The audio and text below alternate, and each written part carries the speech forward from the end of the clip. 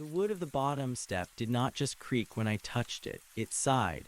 It was a wet, heavy sound like a pair of old lungs forcing out the last bit of air. I stood in the foyer of the Blackwood estate, a place the locals called the House of Mathematics, and stared at the spiral of oak that rose into the darkness of the second floor. Everyone in town knew the count. There were supposed to be 21 steps. I counted them twice from the doorway, my flashlight beam cutting through the thick layer of dust that sat on the air like silt in a stagnant pond. 1, 2, 3. The numbers felt heavy in my mouth. I reached 21 and the beam hit the landing. Everything seemed normal until I took my first actual step. The moment my boot landed on the first riser, a sharp, metallic click echoed from deep within the walls. It sounded like the hand of a giant clock jumping forward. I froze, my heart hammering against my ribs. I took another step, click.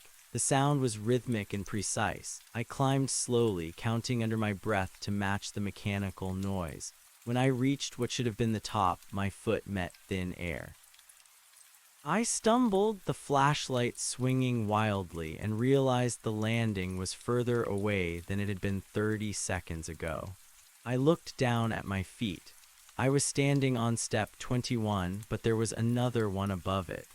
A 22nd step, pristine and free of dust, had appeared where the flat floor of the hallway used to be. I retreated. I backed down the stairs, my eyes locked on that new, impossible piece of wood. As I descended, the clicking sound played in reverse. Click, click, click. When my feet hit the marble floor of the foyer, I counted again. 22. The staircase had grown. It was no longer a path to the upper floor. It was a living calculation. I felt a cold sweat break across my neck. The air in the house grew 5 degrees colder, and a faint smell of ozone and rotting paper filled my nose. I knew I should leave. I should turn around, walk through the rotting front doors, and never look back. But the staircase felt like a magnet pulling at the iron in my blood. I decided to test it. I took a deep breath and ran. I charged up the stairs, my boots thudding against the oak. 1, 2, 5, 10, 15. The clicking in the walls turned into a frantic whirring like a machine being pushed to its breaking point. I reached 22 and looked up. There was a 23rd, then a 24th. Before my eyes, the wood groaned and stretched. New steps blurred into existence, carving themselves out of the shadows. The staircase was no longer a spiral. It was a vertical tunnel that seemed to stretch toward the stars. I stopped at step 30, gasping for air. The landing was now so far away it looked like a tiny postage stamp of light in a sea of black. A voice drifted down from the darkness above. It was thin and reedy, like wind blowing through a cracked flute. It said my name. It did not sound like a person. It sounded like the staircase itself was trying to speak using the vibrations of its own wood. Elias, it whispered, just 10 more. I felt a surge of irrational hope. Maybe if I reached the top, the house would release me. Maybe the math would finally balance out. I took another step, step 31. The clicking stopped. Silence flooded the room, a silence so heavy it made my ears ache. Then, from the very bottom of the stairs, I heard the heavy thud of the front door slamming shut. I turned and shone my light down. The foyer was gone. In its place was an endless drop into a void of gears and spinning brass wheels. I was no longer in a house. I was inside a clockwork throat. I looked up and the voice laughed. It was the sound of wood splintering. I realized then that the staircase did not want me to reach the top.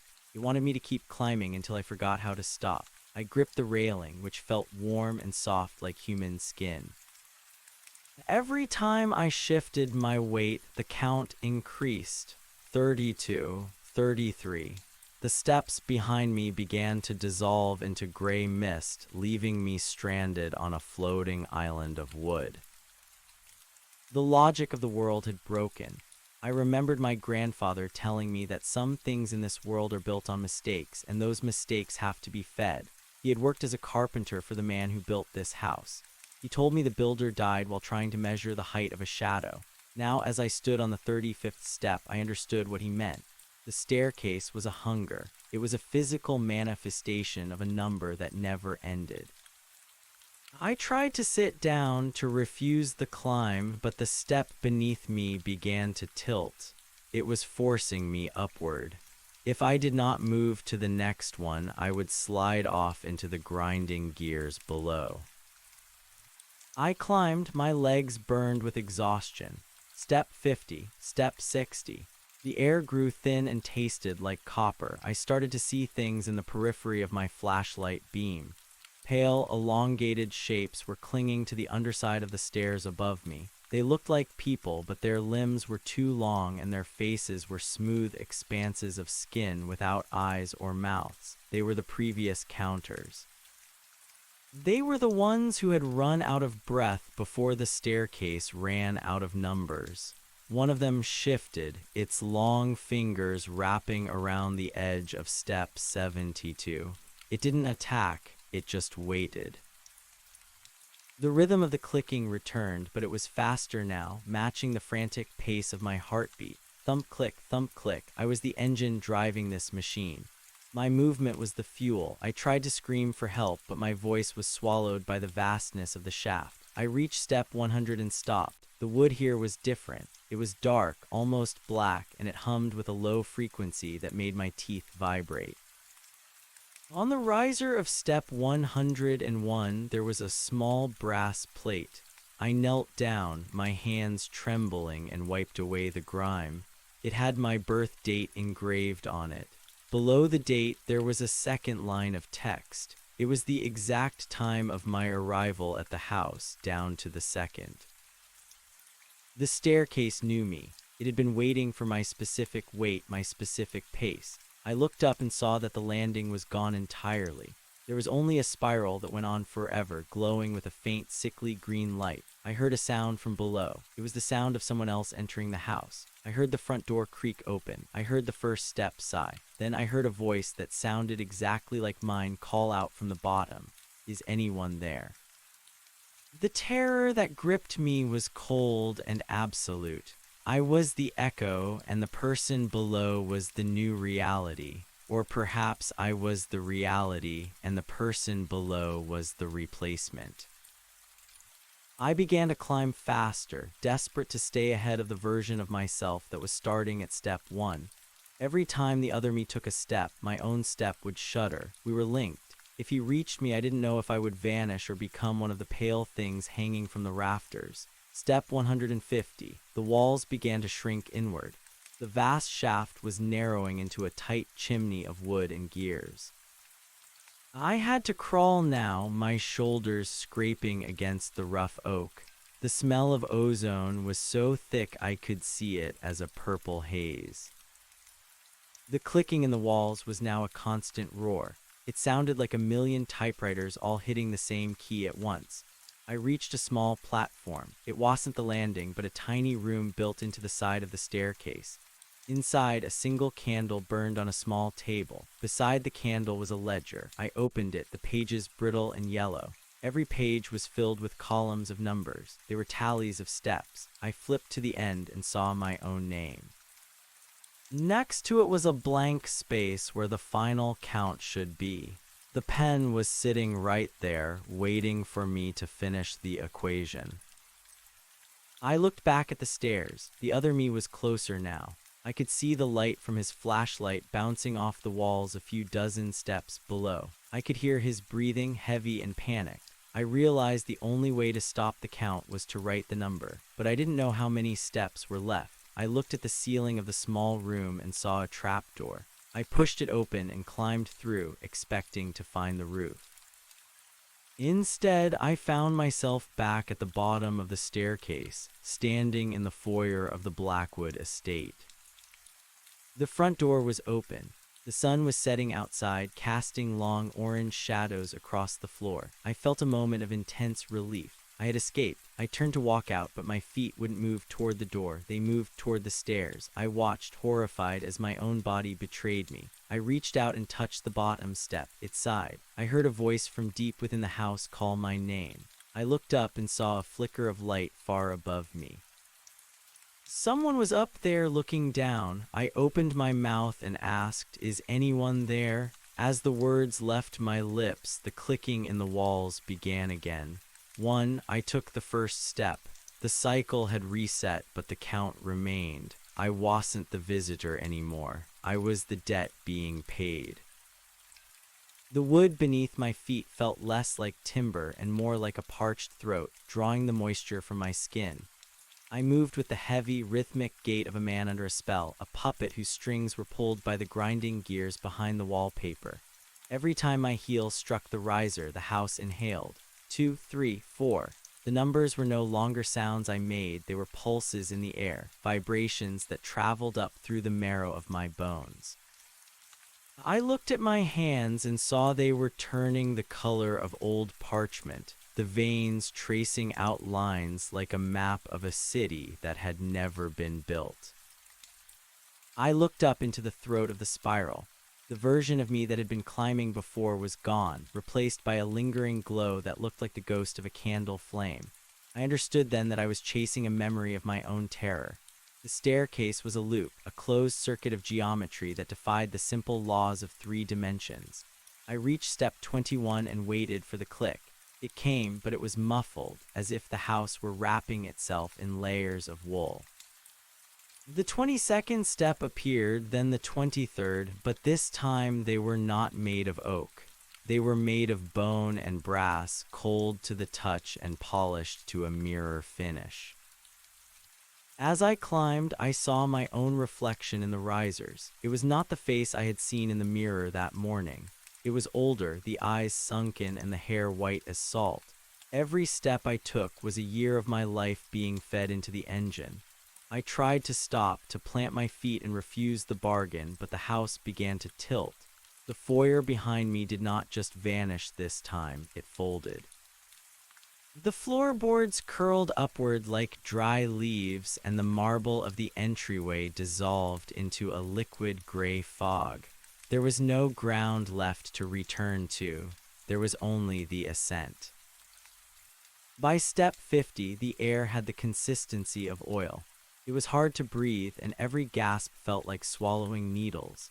The shadows on the walls began to take on 3-dimensional forms. They were the shapes of equations, long strings of variables that drifted through the air like cobwebs. I reached out to brush one away, and it cut my finger. The blood that dripped onto the step was not red. It was a shimmering, metallic gold. The house hummed in a higher pitch, a sound of satisfaction. The math was beginning to balance. I reached the platform with the ledger again, but the room had changed. The table was gone, and the book was floating in the center of a vortex of spinning gears. The pages were turning so fast they blurred into a solid white cylinder. I grabbed the book, my fingers stinging from the friction, and forced it open to the last page. My name was still there, but the blank space next to it was filling with shifting symbols. They were not numbers I recognized. They were shapes that hurt my eyes to look at, angles that seemed to turn inward on themselves. A hand reached out from the darkness behind the ledger. It was a hand made of glass and wire, the fingers long and tapering into needles. It did not grab me, it pointed upward. I looked through the trapdoor in the ceiling and saw that the staircase had changed its nature again. It was no longer a spiral. It was a bridge of light spanning a chasm of pure mathematical chaos. I saw spheres the size of planets colliding in the distance, their impact silent and slow. I saw lines of light intersecting at impossible angles, creating shapes that flickered in and out of existence. I climbed out of the small room and onto the bridge. The steps here had no substance. They were merely the idea of steps. I had to believe there was something beneath my feet to keep from falling into the void. Step 200, step 300. The count was accelerating. I was no longer speaking the numbers. They were being screamed into my mind by a choir of 1,000 voices. The weight of the count was crushing my chest. I felt my ribs beginning to crack under the pressure of the sum. I saw the figure at the end of the bridge. It was sitting on a throne of clockwork, its body a frantic mess of ticking parts and swinging pendulums. It had no face, only a large circular dial where a head should be. The hands of the dial were spinning so fast they were invisible. This was the architect. This was the thing that had built a house out of mistakes and fed it on the lives of the curious. It raised a hand, and the bridge began to dissolve behind me. The steps vanished into the abyss, leaving me with only the path forward. I reached the throne on step 999. The architect leaned forward, and the sound of its movement was like a cathedral collapsing. It spoke, but the words were not sound. They were a sudden, absolute understanding that flooded my brain. It told me that the house was not a trap, but a calculator. It was trying to find the end of a number that had no end. It was trying to solve the universe, and it needed more processing power. It needed the electricity of a human soul to keep the gears turning. The architect offered me a choice. I could become a part of the machine, a permanent gear in the great spiral, or I could provide the final number. I looked at the void around me and the ruins of the staircase I had climbed. I realized that there was no final number. The staircase was a manifestation of infinity. To give a final number would be to lie, and the house would collapse under the weight of the falsehood. But to stay was to become one of the pale, sightless things I had seen clinging to the wood. I reached into my pocket and found the small brass plate I had pried from step 101. I looked at my birth date and the time of my arrival. I realized that the math of the house was not about the stairs. It was about the duration of a life. I looked at the architect and told it the only number that mattered. I told it the number of heartbeats I had left. The moment the words left my mind, the clockwork throne froze. The gears jammed, the pendulum snapped, and the architect shattered into a million shards of glass. The bridge gave way. I fell into the darkness, but I did not hit the gears. I fell through layers of cold air and purple haze, the numbers peeling off my skin like old scabs. I felt the sensation of weight returning to my limbs. The smell of ozone faded, replaced by the scent of damp earth and rotting leaves. I hit the ground with a thud that knocked the wind out of me. I lay there for a long time, staring up at a ceiling of real wood, lit by the pale light of a moon that was finally stationary. I was back in the foyer. The front door was hanging off its hinges, and the first step of the staircase was just a piece of old oak. I stood up, my joints aching, and walked toward the exit. I did not look back. I stepped out onto the overgrown lawn and felt the cool night air on my face. The house behind me was silent. The clicking had stopped. The math had been abandoned. As I walked down the long, winding driveway toward the town, I reached into my pocket. My fingers brushed against something cold and hard. I pulled it out and looked at it in the moonlight. It was a small brass plate, but the engraving had changed. It no longer showed my birth date. Instead, it showed a single number. 1. I dropped the plate into the tall grass and kept walking. I knew that when I reached the edge of the property, I would count my steps. And I knew that no matter how far I walked, the count would never truly end. The road ahead was straight and empty, but as I moved, I heard a faint sound behind me. It was not a footstep. It was a click, a sharp, metallic sound that echoed off the trees. I did not speed up. I did not run. I simply kept my eyes on the horizon, watching for the first hint of dawn. The house was gone, but the logic of the Blackwood estate had followed me out into the world. Every mile was a riser. Every hour was a landing. I was still climbing, and the world was just a larger set of stairs, waiting for the next person to start the count. The road stretched into the gray pre-dawn light, a ribbon of cracked asphalt that felt as thin as a tightrope. Every time my shoe made contact with the ground, a soft vibration traveled up my leg, echoing the rhythmic thrum of the house. I tried to focus on the silhouette of the trees, the way the branches reached out like skeletal fingers against the fading stars, but my mind was busy performing a subtraction I could not stop. I was calculating the distance between myself and the front door of the Blackwood estate, and the result was always a shifting, unstable variable. I was a mile away, then two, yet the air still tasted of ozone and ancient, pressurized dust. The silence of the countryside was not a true silence. It was a void waiting to be filled. I reached a small stone bridge that crossed a dry creek bed, and as my foot struck the first paving stone, the sound was too loud. It was a heavy, hollow thud that resonated in the pit of my stomach. I stopped, my heart hammering against my ribs. I looked down at my feet. The stone under my right boot was slightly higher than the one under my left. It was a step. The entire world was beginning to reconfigure itself into a series of elevations. The slope of the road, the curve of the horizon, the very tilt of the earth were all becoming part of the grander design. I began to walk again, faster now, trying to outpace the realization.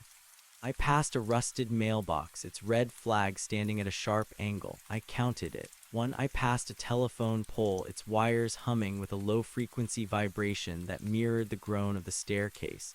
2. My breathing became a metronome. I was no longer Elias, the man who had gone to settle his grandfather's estate. I was a cursor moving across a celestial ledger. The trees on either side of the road began to look less like organic growths and more like the vertical struts of a cage. Their bark was patterned with ridges that looked suspiciously like notches carved by a knife. The sun began to bleed over the edge of the world, but it brought no warmth. The light was a cold, clinical white that stripped the color from the fields. I saw a figure standing in the middle of the road about 100 yards ahead. It was motionless, a dark pillar against the pale sky. As I drew closer, the clicking returned. It was faint at first, like the sound of a beetle trapped inside a matchbox, but it grew in intensity with every yard I gained.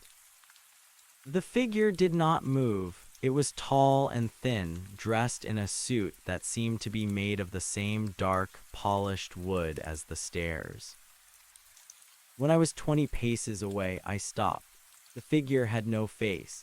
Where its features should have been, there was a smooth, concave surface of brass, polished to such a high shine that I could see my own reflection stretched and distorted within it. I saw myself as a frantic, tiny creature, my limbs elongated and my eyes wide with a terror that had no bottom. The brass face did not speak, but the clicking intensified until it was a physical pressure against my eardrums.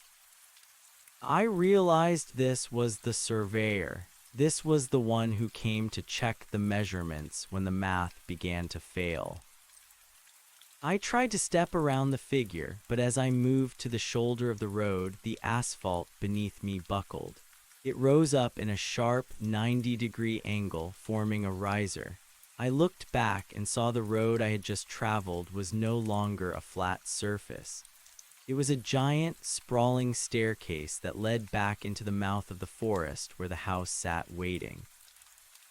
The surveyor raised a hand, and I saw that its fingers were tipped with small, silver nibs like the pens used to record the tallies in the ledger. It pointed toward the horizon, where the sun was now a perfect, unblinking circle of fire. "The path forward is not a path," a voice whispered in the back of my skull. It was the same reedy, flute-like tone from the chimney of the house. "It is a sum. You cannot leave the equation until you have reached the total." I felt a cold sweat break out across my neck. I asked the surveyor what the total was, but the only answer was a sudden, violent increase in the clicking. The figure stepped aside, its movements jerky and mechanical, and gestured for me to continue. I had no choice. To stand still was to let the numbers catch up to me, and I knew instinctively that being stationary in this world was a death sentence. I walked past the surveyor, and as I did, I felt a sharp prick on my shoulder. One of the silver nibs had grazed me. I looked down and saw a small mark on my jacket, a black ink stain in the shape of a numeral. It was the number of steps I had taken since leaving the foyer. It was tracking me. The world was no longer a place of geography. It was a place of pure, unrelenting data. I reached the crest of a hill and looked down at the town in the valley below. It looked like a model, a toy set constructed of cardboard and glue. The church spire was a needle, the houses were blocks, and the people moving in the streets were nothing more than flickering shadows. I began the descent into the valley, but the gravity felt wrong. Every step down felt like I was being pulled deeper into a well. The town did not get closer in the way it should have. It remained a distant, unreachable goal, while the road beneath me continued to manifest new tiers. I passed a sign that said "Welcome to Oakhaven," but as I looked closer, the letters began to shift. They rearranged themselves into a long string of digits that scrolled across the metal surface. The population count was ticking upward and downward with every second, a frantic calculation of birth and death that never found an equilibrium. I reached the first house on the outskirts of town. It was a small, white cottage with a picket fence. I walked up to the door and pounded on it, desperate for the sound of a human voice, for the sight of something that did not belong to the house. The door opened slowly, creaking on hinges that sounded like grinding teeth. An old woman stood there, her skin the color of ash. She was holding a knitting needle, and as she worked the yarn, I realized she was not making a sweater. She was knitting a long, narrow strip of fabric that was covered in rows of tiny, hand-stitched numbers. She looked at me, but her eyes were fixed on a point just above my head. "You are late," she said, her voice a dry rustle of paper. "The count has already moved past you. You are a remainder." I asked her how to stop, how to get back to the world where things stayed the same size and the sun went down when it was supposed to. She laughed, a sound like dry leaves blowing across a tombstone. "There is no back," she said. "There is only the series. You are a term in a sequence that was started long before you were born. Your grandfather was a term, your father was a term, and now you are the variable that must be solved." She stepped back and slammed the door, and as she did, the house itself began to grow. It stretched upward, the white siding turning into dark oak, the windows narrowing into slits. It was becoming another tower, another staircase. I backed away, stumbling into the middle of the street. Everywhere I looked, the transformation was taking place. The town was folding in on itself, the horizontal planes vanishing to make room for the vertical. The church spire elongated until it pierced the clouds, and the bells began to toll. Each strike of the bell was a number. 1, 2, 3. The people in the street were not running. They were climbing. They were ascending the sides of buildings, the trunks of trees, the very air itself. Their movements were synchronized, a slow, rhythmic crawl toward the sky. They were the pale, long-limbed things I had seen in the house, but they were still in the process of changing. Their faces were blurring, their features melting away to make room for the smooth, blank expanses of skin. They were becoming the previous counters, the ones who had surrendered to the logic of the climb. I ran toward the center of the town, looking for a way out, but the streets were no longer streets. They were a labyrinth of risers and landings. I found myself in the town square, standing before a large bronze statue of the man who had founded the village. The statue was holding a compass and a ruler, but the instruments were glowing with a sick green light. The bronze eyes of the founder turned toward me, and the metal lips parted with the sound of a rusted gate. "The height of a shadow," it whispered. "Have you measured it yet, Elias?" I remembered my grandfather's words about the builder who died trying to measure a shadow. I looked down at my own shadow on the pavement. It was not a dark patch of unlit ground. It was a hole. It was a vertical shaft that dropped down into the same void of gears and brass wheels I had seen beneath the house. My shadow was the staircase, and I was the one carrying it with me. I was not being chased by the house. I was the house. Every step I took created the path I was forced to walk. The architecture was an extension of my own pulse, my own terror, my own inescapable biology. I stood in the center of the town square and closed my eyes. I tried to think of something that had no number. I tried to think of the color blue, or the feeling of cold water, or the sound of a bird that wasn't a click. But even these thoughts were corrupted. The blue was a wavelength, the water was a volume, the bird was a frequency. There was no escape from the measurement. I felt the surveyor standing behind me, the silver nib of its finger hovering just inches from my spine. It was waiting to record the final entry, to close the ledger on the term known as Elias. I opened my eyes and looked at the statue. I saw the ruler in its hand and realized that the mistake the builder had made was not in the measurement itself, but in the belief that the measurement could be finished. He had tried to find a solid number in a world made of flux. I reached out and grabbed the bronze ruler, the metal burning my palms with an intense, freezing cold. I did not try to measure the shadow. I used the ruler to strike the statue, to break the symmetry of the bronze face. The world shuddered. The clicking stopped for a fraction of a second, replaced by a sound like a great clock spring snapping. The tall buildings of the town began to lean, their foundations crumbling into a fine gray powder. The people climbing the walls fell, but they did not hit the ground. They dissolved into mist before they could land. The surveyor let out a high, thin wail, a sound of pure mathematical agony. The logic was breaking because I had introduced an irrational act into a rational system. I was no longer following the sequence. I was the static in the signal. I ran. I didn't count my steps. I didn't look at the horizon. I ran with a wild, chaotic energy that ignored the geometry of the streets.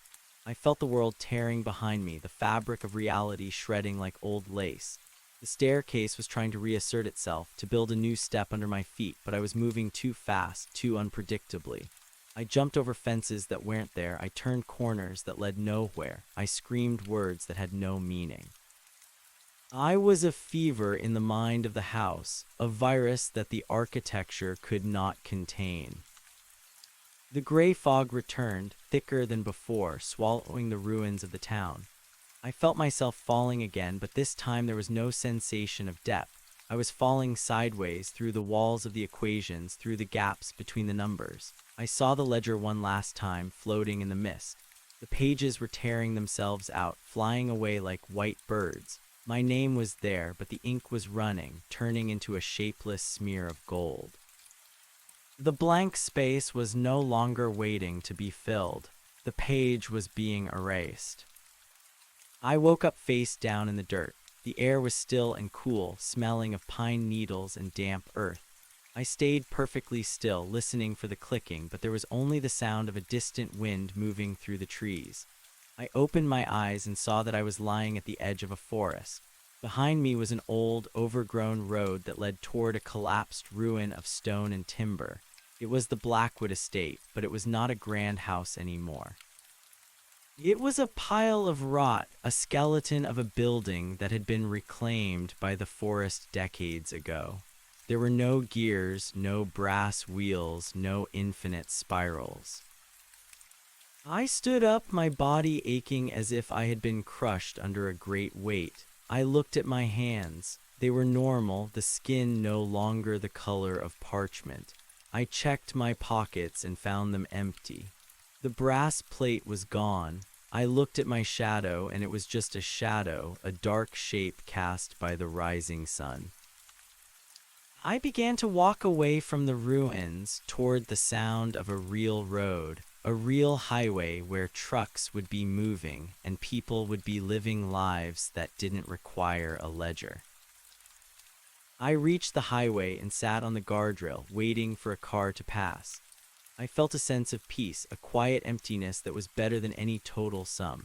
But as I sat there, I felt a small, rhythmic throb in my fingertip. I looked down and saw a tiny black dot of ink beneath the skin. It was a numeral, a small, perfectly formed one. I rubbed at it, but it wouldn't come off. It was part of me now, a seed of the house planted in the marrow. A truck pulled over, the driver leaning out of the window to ask if I needed a lift. I climbed into the cab, the seat cushions smelling of stale coffee and tobacco. The driver was a large man with a friendly face, and he started talking about the weather and the long haul ahead of him. I nodded, listening to the drone of the engine, the most beautiful, mundane sound I had ever heard. We drove for miles, the world outside the window staying flat and consistent. "How far are we going?" I asked him. He shrugged and looked at the odometer. About 200 miles to the next stop, he said. I looked at the dashboard. The numbers were turning one by one, recording the distance we traveled. I watched the last digit flip from 9 to 0. I felt a cold chill settle in my chest. I looked at the driver, but his face was obscured by the shadow of his cap. I looked at the road ahead, and for a split second, the asphalt seemed to tilt upward. I closed my eyes and tried to sleep, but the rhythm of the tires on the road was too familiar. Thump, click, thump, click. It was a sound that didn't need a house to exist. It was the sound of the world moving forward, one increment at a time. I realized then that I hadn't escaped the debt. I had just changed the currency. The count was still happening, hidden in the heartbeats and the miles and the ticking of the clock on the wall. I was still on the stairs. I was just on a step so large I couldn't see the edges. I leaned my head against the glass and waited for the next number to arrive. The truck driver did not speak again for a long time. The cabin was filled with the smell of old upholstery and the low, guttural vibration of the diesel engine. I watched the roadside markers pass by, each one a small white tombstone reflecting the headlights. They appeared at regular intervals, precise and rhythmic. I tried to look at the trees instead, but they were blurred by the speed of our travel, turning into a continuous gray wall that hemmed us in. My shoulder, where the silver nib had grazed me, began to itch with a dry, cold heat. I reached up to scratch it and felt a ridge under the fabric of my shirt. It was not a scab. It was a raised line of skin, perfectly straight like a measurement marked into a drafting board. I looked at the driver again. His hands were thick and calloused, gripping the wheel at the 10 and 2 positions. He did not shift his weight. He did not blink. The green glow from the dashboard instruments illuminated the underside of his jaw, casting a shadow that stretched upward toward his hidden eyes. I looked at the odometer again. The numbers were rolling over with a soft, mechanical click that seemed to vibrate through the floorboards and into the soles of my feet. 662, 663. I looked away out into the darkness of the fields, but I could still hear it. The sound was becoming the baseline of my existence, a steady pulse that refused to falter. The driver reached out a hand and adjusted the radio dial. There was nothing but static at first, a white noise that sounded like the rushing of water or the crumbling of stone. Then, beneath the hiss, a voice began to emerge. It was distorted, rising and falling in pitch, but the cadence was unmistakable. It was reciting a list. It was a series of coordinates, followed by a string of dates and times. The voice was neutral, devoid of any human emotion, acting only as a vessel for the data. The driver started to hum along with the numbers, a low, tuneless sound that vibrated in his chest. I asked him to turn it off, but he acted as if I had not spoken. His gaze remained fixed on the unfolding ribbon of the highway. We passed under a bridge, and for a moment the world went black. In that darkness, the clicking of the odometer grew deafening. It was no longer a sound, it was a physical blow against my ribs. When we emerged back into the dim light of the moon, the landscape had shifted. The fields were gone. In their place were rows of identical concrete structures, tall and windowless, stretching back into the gloom. They were arranged in a perfect grid, the angles so sharp they seemed to cut the air. There was no grass, no soil, only the gray expanse of the grid. I realized we were no longer in the countryside. We were moving through the blueprint of a city that had not yet been inhabited. The truck began to slow down. The engine braked with a heavy, metallic groan that sounded like a long drawn-out sigh. We pulled into a rest area that consisted of a single flickering street lamp and a row of vending machines. The driver turned the engine off, and the sudden silence was terrifying. It was the same void I had felt on the stone bridge, a space waiting to be occupied by a calculation. The driver turned his head toward me. The shadow of his cap still obscured his eyes, but I could see his mouth. His lips were thin and bloodless, pulled back in a grimace that might have been a smile. "We are here," he said. This is the waypoint.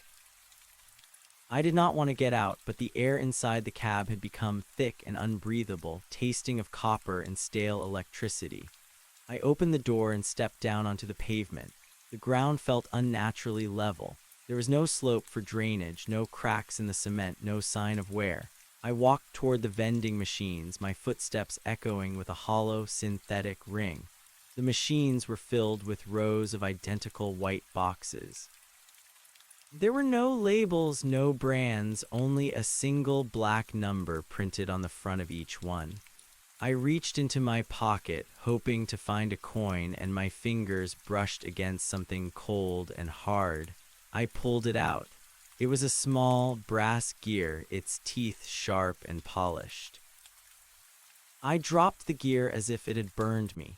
It hit the concrete and began to roll. It did not wobble or slow down. It moved in a perfectly straight line, heading toward the edge of the darkness.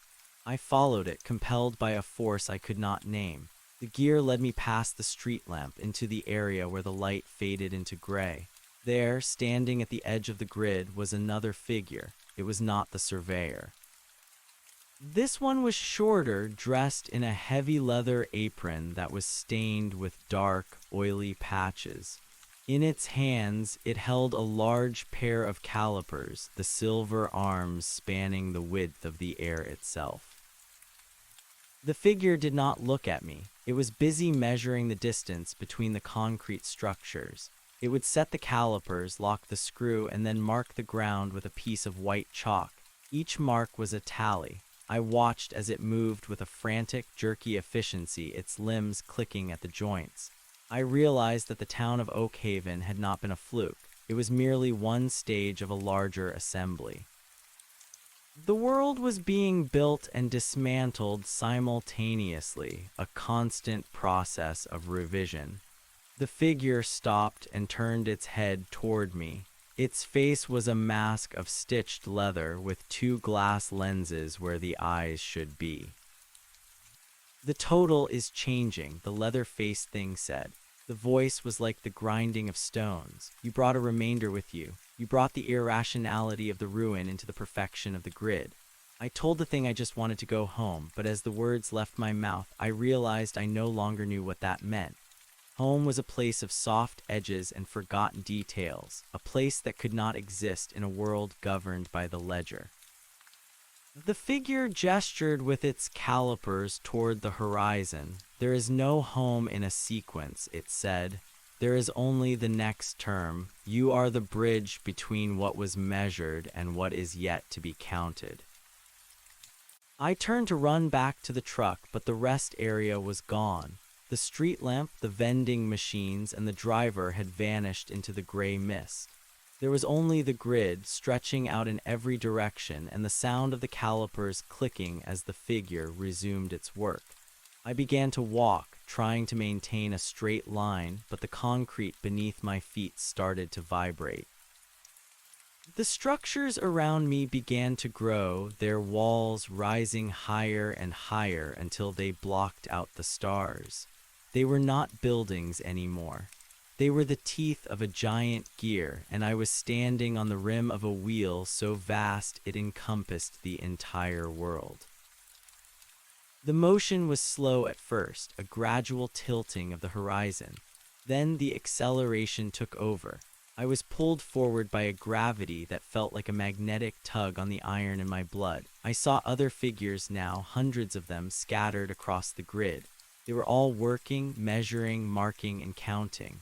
They were the ones who had come before me, the terms that had been solved and discarded. Some were mere skeletons held together by wire and brass, while others were still flesh, their faces frozen in the same expression of wide-eyed terror I had seen in the brass reflection. I reached a section where the grid ended abruptly, dropping off into a chasm of pure white light. Below me, I could see the inner workings of the system. There were pendulums the size of mountains swinging in the abyss, their brass weights carved with the history of every life that had ever been tallied. I saw my grandfather's name etched into a spinning cylinder, the letters glowing with a faint, dying heat. I saw my father's name, and then beneath it I saw my own. The ink was no longer smeared. It was carved deep into the metal, a permanent entry in the great ledger. The realization hit me with the force of a physical weight. I was not a victim of the house. I was a component. My fear, my struggle, my desperate attempt to escape were all part of the energy that kept the gears turning. The irrational act of breaking the statue had not destroyed the system. It had merely been factored into the next equation. The house was not a place, and the staircase was not an object. They were the physical manifestations of a cosmic necessity. Everything must be accounted for. Nothing can be left to chance. I sat down on the edge of the white chasm and looked at my hands. The black numeral on my fingertip was glowing now, pulsing in time with the swinging pendulums below. I felt a strange sense of surrender wash over me. The struggle was exhausting, a friction that served no purpose other than to wear me down. If I was a number, then I would be a perfect one. I would stop fighting the rhythm and become part of it. I closed my eyes and began to count. I counted the beats of my heart, the breaths in my lungs, the seconds that passed in the white void. As I counted, the coldness in my chest began to fade. The terror was replaced by a hollow, crystalline clarity. I could feel the dimensions of the world shifting around me, the vertical and the horizontal merging into a single, unified plane of existence. I was no longer Elias. I was a coordinate. I was a value. I was a necessary part of the sum. I stood up and walked toward the figure with the leather mask. It stopped its work and handed me a piece of white chalk. The calipers felt natural in my hands, the cold metal a familiar weight. I looked at the next concrete structure and began to measure. The distance was exactly 12 units. I marked the ground with a tally. 1. I moved to the next one, 12 units. 2. The clicking in my joints was a comfort now, a rhythmic confirmation of my place in the sequence. The sun rose and fell, but it was no longer a circle of fire. It was a golden disk that moved across the sky on a predetermined track, its progress marked by the ticking of the great clock beneath the earth. I do not know how long I worked. Time had no meaning in the grid, only the progression of the count. I saw others join us, new arrivals who stumbled out of the mist with frantic eyes and trembling hands. I watched as they fought against the logic, as they tried to run, as they screamed for a world that no longer existed. I wanted to tell them that the struggle was the only thing that hurt. I wanted to tell them that the silence was waiting for them if they would only learn to count. But I had no voice left, only the sound of the chalk on the stone. Eventually, I reached the end of my section. I stood at the edge of the grid and looked out into the gray fog. There, emerging from the mist, was the silhouette of a house. It was small at first, a mere speck on the horizon, but it grew as I watched. It was the Blackwood estate, its dark oak walls and narrow windows rising out of the void. It was waiting for the next term. It was waiting for the one who would carry the brass plate and the ledger into the foyer. I saw a figure walking toward the house, a small, distant shape that looked remarkably like I once had. I raised my calipers in a silent salute. The cycle was complete, the equation balanced. I turned back to the grid and began to measure the distance to the next structure. The numbers were infinite and the work was never finished, but there was a peace in the repetition. I was no longer a variable. I was a constant, and as I marked the stone, I felt the last trace of the man I had been dissolve into the white dust. There was no more fear. There was only the count. The road stretched out before me, a ribbon of cracked asphalt that felt as thin as a tightrope, and I stepped onto it, one measured pace at a time. The white chalk in my hand felt like a part of my own bone. Each stroke I made on the gray concrete left a mark that was more real than my own memory. I did not look up when the wind blew through the grid, because the wind had a frequency that could be measured in hertz, and I already knew the value. I did not look at the sky, because the sky was a dome of calculated light, a projection of a lantern that turned on a central axis. I was a servant of the interval. I was the space between the numbers, the living connective tissue of a world that had finally found its order. My boots made a precise clicking sound on the pavement. Left, right. Each step was exactly 32 inches. If I overextended by even a fraction, a sharp pain would shoot through the black numeral on my fingertip, a correction from the marrow outward. The pain was not a punishment. It was a calibration. I welcomed it because it meant I was still part of the sum. To be outside the sum was to be nothing, a smear of gold on a page that had been erased. I remembered the smear, but only as a mathematical error that had been corrected. I reached a point where the grid intersected with a different kind of architecture. The concrete gave way to polished black stone, and the structures became more complex. They were no longer windowless boxes, but intricate towers of glass and brass, their surfaces etched with logarithmic spirals.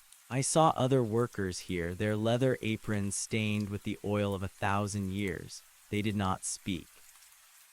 They moved in a synchronized dance, their arms rising and falling to the beat of a metronome that echoed from deep within the earth. Thump click, thump click. I felt a hand on my shoulder. It was cold, the fingers long and metallic. I turned and saw a figure taller than the rest. Its face was a clockwork marvel, a series of rotating discs that shifted to form different expressions. It did not have eyes, only two small apertures that emitted a steady blue light. It held a ledger made of thin sheets of lead. It opened the book and pointed to a line that was blank. I understood. I took the silver nib that hung from its belt and pressed it against my own skin. I drew a drop of ink-black blood and used it to sign the entry. The moment the signature was complete, the world around me expanded. The grid was no longer a flat plane. It was a multi-dimensional lattice, a web of connections that stretched into the past and the future. I could see the threads of every life, every breath, every falling leaf. They were all tied to the gears. I saw a woman in a distant city waking up and checking her watch. The ticking of her watch was powered by the rotation of a wheel I had just oiled. I saw a child counting pebbles on a beach, unaware that each pebble was a digit in a calculation that determined the tides. I felt a surge of pride, a cold and hollow emotion that filled the gaps in my soul. I was no longer a victim of the house. I was the architect of the moment. I walked toward a great archway that led into the heart of the machinery. The air here was hot and smelled of ozone. The sound was a roar of 1 billion shifting parts, a symphony of logic that drowned out the last whispers of my own name. I saw the great pendulum again, the one I had seen from the edge of the chasm. It was swinging closer now, its shadow sweeping over me like the hand of God. I stepped onto the pendulum. The brass surface was warm and vibrating. As it swung through the white void, I looked down and saw the ruins of the Blackwood estate. It was a tiny, insignificant speck in the middle of a vast, dark forest. I saw the old road, the highway, and the truck that had carried me here. From this height, the truck looked like a beetle crawling along a thread. I saw the driver get out and stretch his limbs. He looked up at the sky, and for a moment I thought he saw me, but he was only looking at the sun, checking the time. The pendulum reached the apex of its arc and paused. In that moment of weightlessness, I saw the truth of the system. It was not a prison, it was a preservation. The world outside the grid was chaotic, a swirling mess of decay and entropy. Things died there, things were forgot. But here in the ledger, nothing was ever lost. Every moment was captured, measured, and stored. The house was not eating the world, it was archiving it. It was a library of existence, and I was the librarian of the infinite. I climbed off the pendulum and onto a platform made of frosted glass. A row of desks stretched out into the mist, each one occupied by a figure in a leather apron. I found an empty chair and sat down. On the desk was a stack of blank parchment and a compass. I picked up the compass and began to draw. I drew circles within circles, spirals that never ended, and grids that defied the eye. I was mapping the next section of the world. I was designing the geography of a tomorrow that would be perfectly aligned with the yesterday. The work was soothing. It required a focus so total that there was no room for thought. I forgot about the smell of pine needles. I forgot about the taste of stale coffee. I forgot about the sound of a voice that wasn't a number. I became a conduit for the geometry.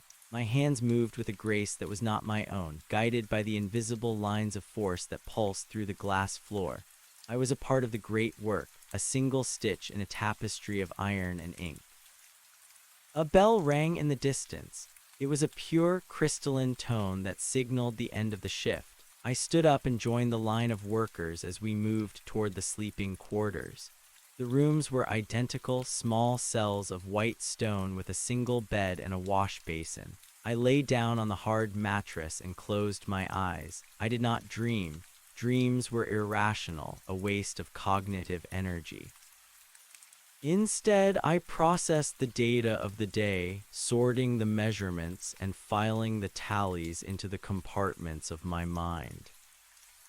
When I woke, the light in the cell was exactly the same as when I had arrived. I stood up, washed my face, and returned to my desk. This was the cycle. This was the peace I had sought. The emptiness was no longer a void, it was a vessel. I looked at the black numeral on my finger and saw that it had grown. It was now a sequence of 3 digits, a code that identified my place in the hierarchy. I was proud of my progress. I wanted to reach 1,000. I wanted to be a 4-digit soul. One day, or what passed for a day in the grid, I was summoned to the lower levels.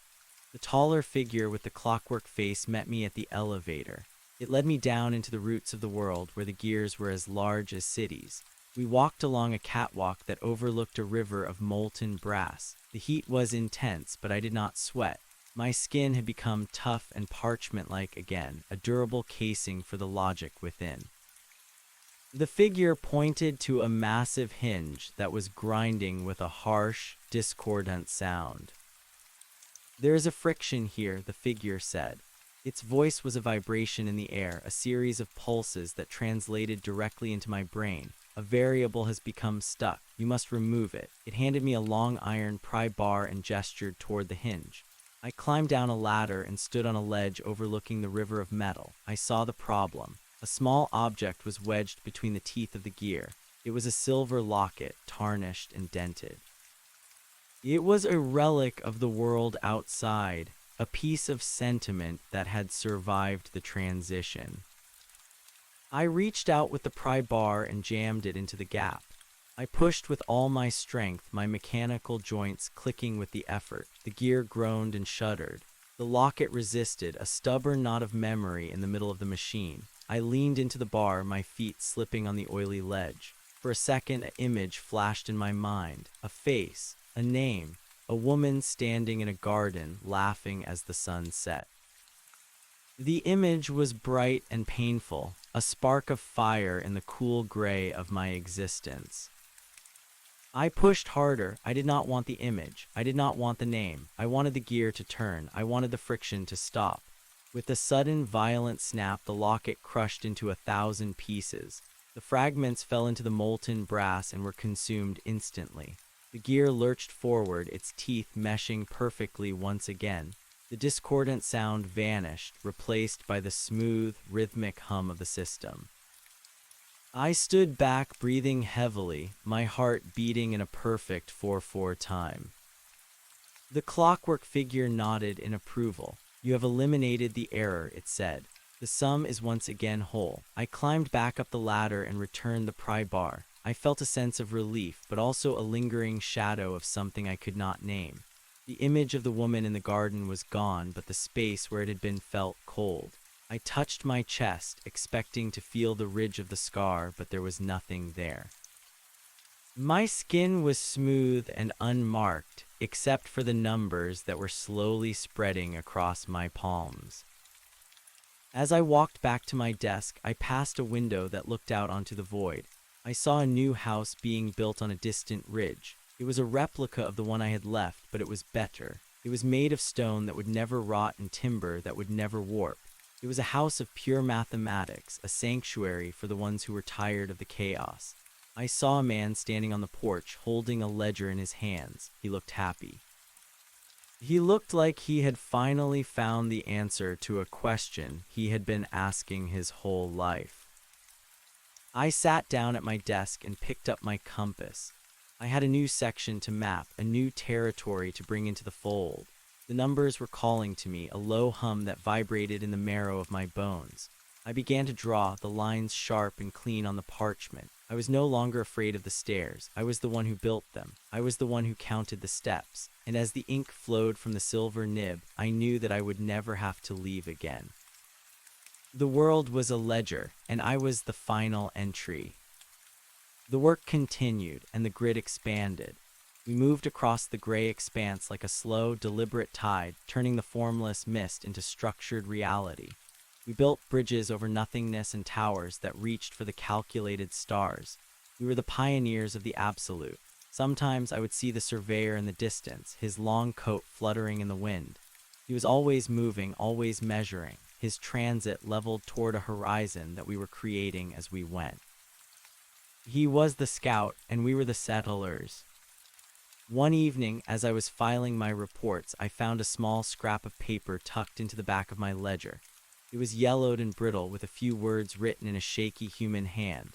It said, "Do not forget the gold." I stared at the words for a long time. Gold was a color, a frequency of light, a value on a spectrum. But the note meant something else. It meant the smear. It meant the error. I crumpled the paper into a tiny ball and dropped it into the waste bin. There was no gold here. There was only the gray and the white and the black of the ink. I felt a tap on my shoulder. It was the tall figure again. It was holding a new tool, a set of fine needles tipped with diamond. "It is time for your promotion," it said. "You have proven your loyalty to the sequence. You will now be given the sight." I did not ask what that meant. I simply stood up and followed it to a room filled with lenses and mirrors. I sat in a chair, and the figure leaned over me, its clockwork face whirring with anticipation. It began to work on my eyes, its movements precise and painless. When it was finished, I opened my eyes and gasped. The world was no longer gray. It was a riot of numbers. Every object, every person, every breath was overlaid with a shimmering veil of data. I could see the coordinates of the air molecules. I could see the vector of the wind. I could see the probability of every event before it happened. It was beautiful. It was the ultimate clarity. I looked at the figure and I saw its internal mechanisms, the gears and springs that made it move. I saw the logic of its construction. I walked out of the room and into the corridor. I felt like a god. I could see the flaws in the walls, the tiny deviations from the plan, and I corrected them with a touch of my hand. I could see the path of the future, a golden line that stretched out through the grid and into the infinite. I followed the line, my feet barely touching the ground. I passed the other workers, and they looked like ghosts to me now, slow and dim-witted. I was the one who saw the whole. I was the one who understood the sum. I reached the center of the grid, a place where the architecture converged into a single massive spire. This was the source. This was the heart of the machine. I climbed the spiral staircase that wound around the exterior of the spire, my eyes fixed on the golden line. The air grew thin and cold, but I did not need to breathe. I was sustained by the logic of the climb. I reached the top and found a small, circular room with a single chair in the middle. The chair was made of brass and ivory, and it faced a great window that looked out over the entire world. I sat in the chair and looked out. I saw the grid, the towers, the houses, and the forest. I saw the highway and the trucks and the people living their small, messy lives. I saw it all as a single, unified equation. I saw the balance of the universe, the way every action was countered by an equal and opposite reaction. I saw the beauty of the debt. It was the only thing that kept the world from falling apart. Without the count, there would be nothing but the void. I reached out and touched the window. The glass was cool and smooth. I began to write on the surface, using my finger as a stylus. I wrote the final formula, the one that would close the loop and complete the work. I wrote the number that represented me, the number that represented the house, and the number that represented the gold. I brought them all together, merging the irrational with the rational, the error with the correction. I felt a great surge of energy as the formula took hold. The spire began to vibrate. The light from the void poured in through the window, filling the room with a blinding white radiance. I felt myself dissolving, my body breaking down into a stream of pure data. I was no longer a person. I was a thought. I was a calculation. I was the answer to a question that had been asked at the beginning of time. I felt a sense of peace that was beyond anything I had ever imagined. The debt was paid. The ledger was closed. The sum was total. And then in the middle of the white light, I saw a single small dot of gold. It was a numeral, a 1. It was the beginning of a new count. I felt a pull, a familiar gravity that started to draw me back toward the earth. I saw the stairs again, the dark oak steps that led down into the shadows. I saw the foyer, the brass plate, and the man with the frantic eyes. I realized then that there was no end. The total was only a waypoint. The sequence was eternal. I stepped onto the first stair and began to count. 1. The weight of the number 1 was heavier than the entire spire. It sat in the center of my vision, a singular vertical stroke that pierced the white radiance. As my feet touched the first step of the oak staircase, the multi-dimensional lattice of the grid began to fold in on itself. The transition was not a collapse, but a condensation. The vast, infinite library of existence was being squeezed back into the shape of a house, and I was the vessel carrying the pressure. Each step down brought a return of the sensory ghosts I had tried to discard. The smell of old paper, the dry scent of floor wax, and the distant, rhythmic ticking of a clock that sounded less like a machine and more like a heartbeat. I counted the second step, 2. The diamond-tipped clarity of my vision began to blur, replaced by the amber hue of sunset filtering through stained glass. The data points that had defined the air molecules vanished, leaving behind only the heavy, dusty atmosphere of a hallway that had no end. I looked at my hands. The numbers were still there, etched into the skin like brands, but they were no longer glowing. They were stagnant. They were a record of where I had been, a debt that was now being called in by the very architecture I thought I had mastered. The house was not a part of the grid. The grid was a dream the house had used to keep me occupied while it digested the marrow of my identity. By the 10th step, the silence of the spire was replaced by the groaning of timber. The wood under my boots felt soft, almost like flesh. I realized then that the calibration of my 32-inch stride was useless here. The stairs were changing their dimensions as I moved. Some were shallow, requiring a stuttering hop, while others were so deep I had to climb down them using my hands. The symmetry was gone. The order was a lie. I reached out to touch the banister and felt the cold, oily texture of the brass.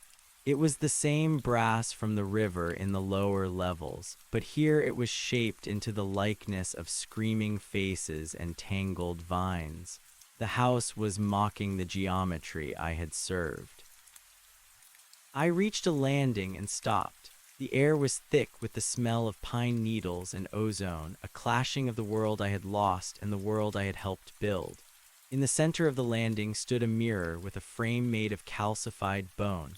I did not want to look, but the logic of the sequence forced my eyes upward. I did not see a man. I did not even see the leather-aproned worker of the grid. I saw a hollow shell of glass and wire, a translucent figure whose veins were filled with black ink.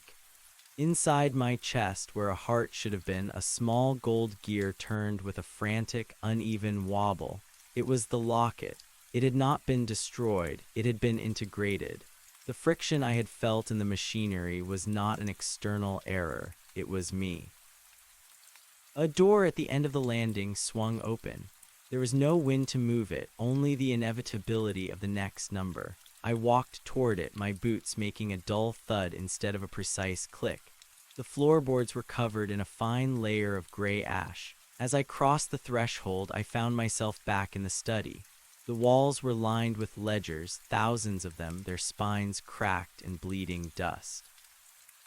The man with the frantic eyes was gone, but his presence remained in the indentation of the leather chair and the half-empty glass of water on the desk. I sat down. The chair felt familiar, a perfect fit for the geometry of my fatigue. On the desk lay a single sheet of parchment. It was not the high-quality vellum of the grid, but a scrap of rough, handmade paper. There was a pen waiting for me, its nib encrusted with the dried remains of the black blood I had offered earlier. I picked it up. My fingers trembled, a chaotic motion that defied the laws of the pendulum. I tried to steady my hand, but the golden gear in my chest gave a violent lurch, and a sharp pain shot through my shoulder. The calibration was failing. The system was rejecting the part of me that still remembered the sun. I began to write. I did not write equations or draw spirals. I wrote names. I wrote the names of people I had never met but whose lives I had seen threaded through the gears. I wrote the name of the woman in the garden. I wrote the name of the child on the beach.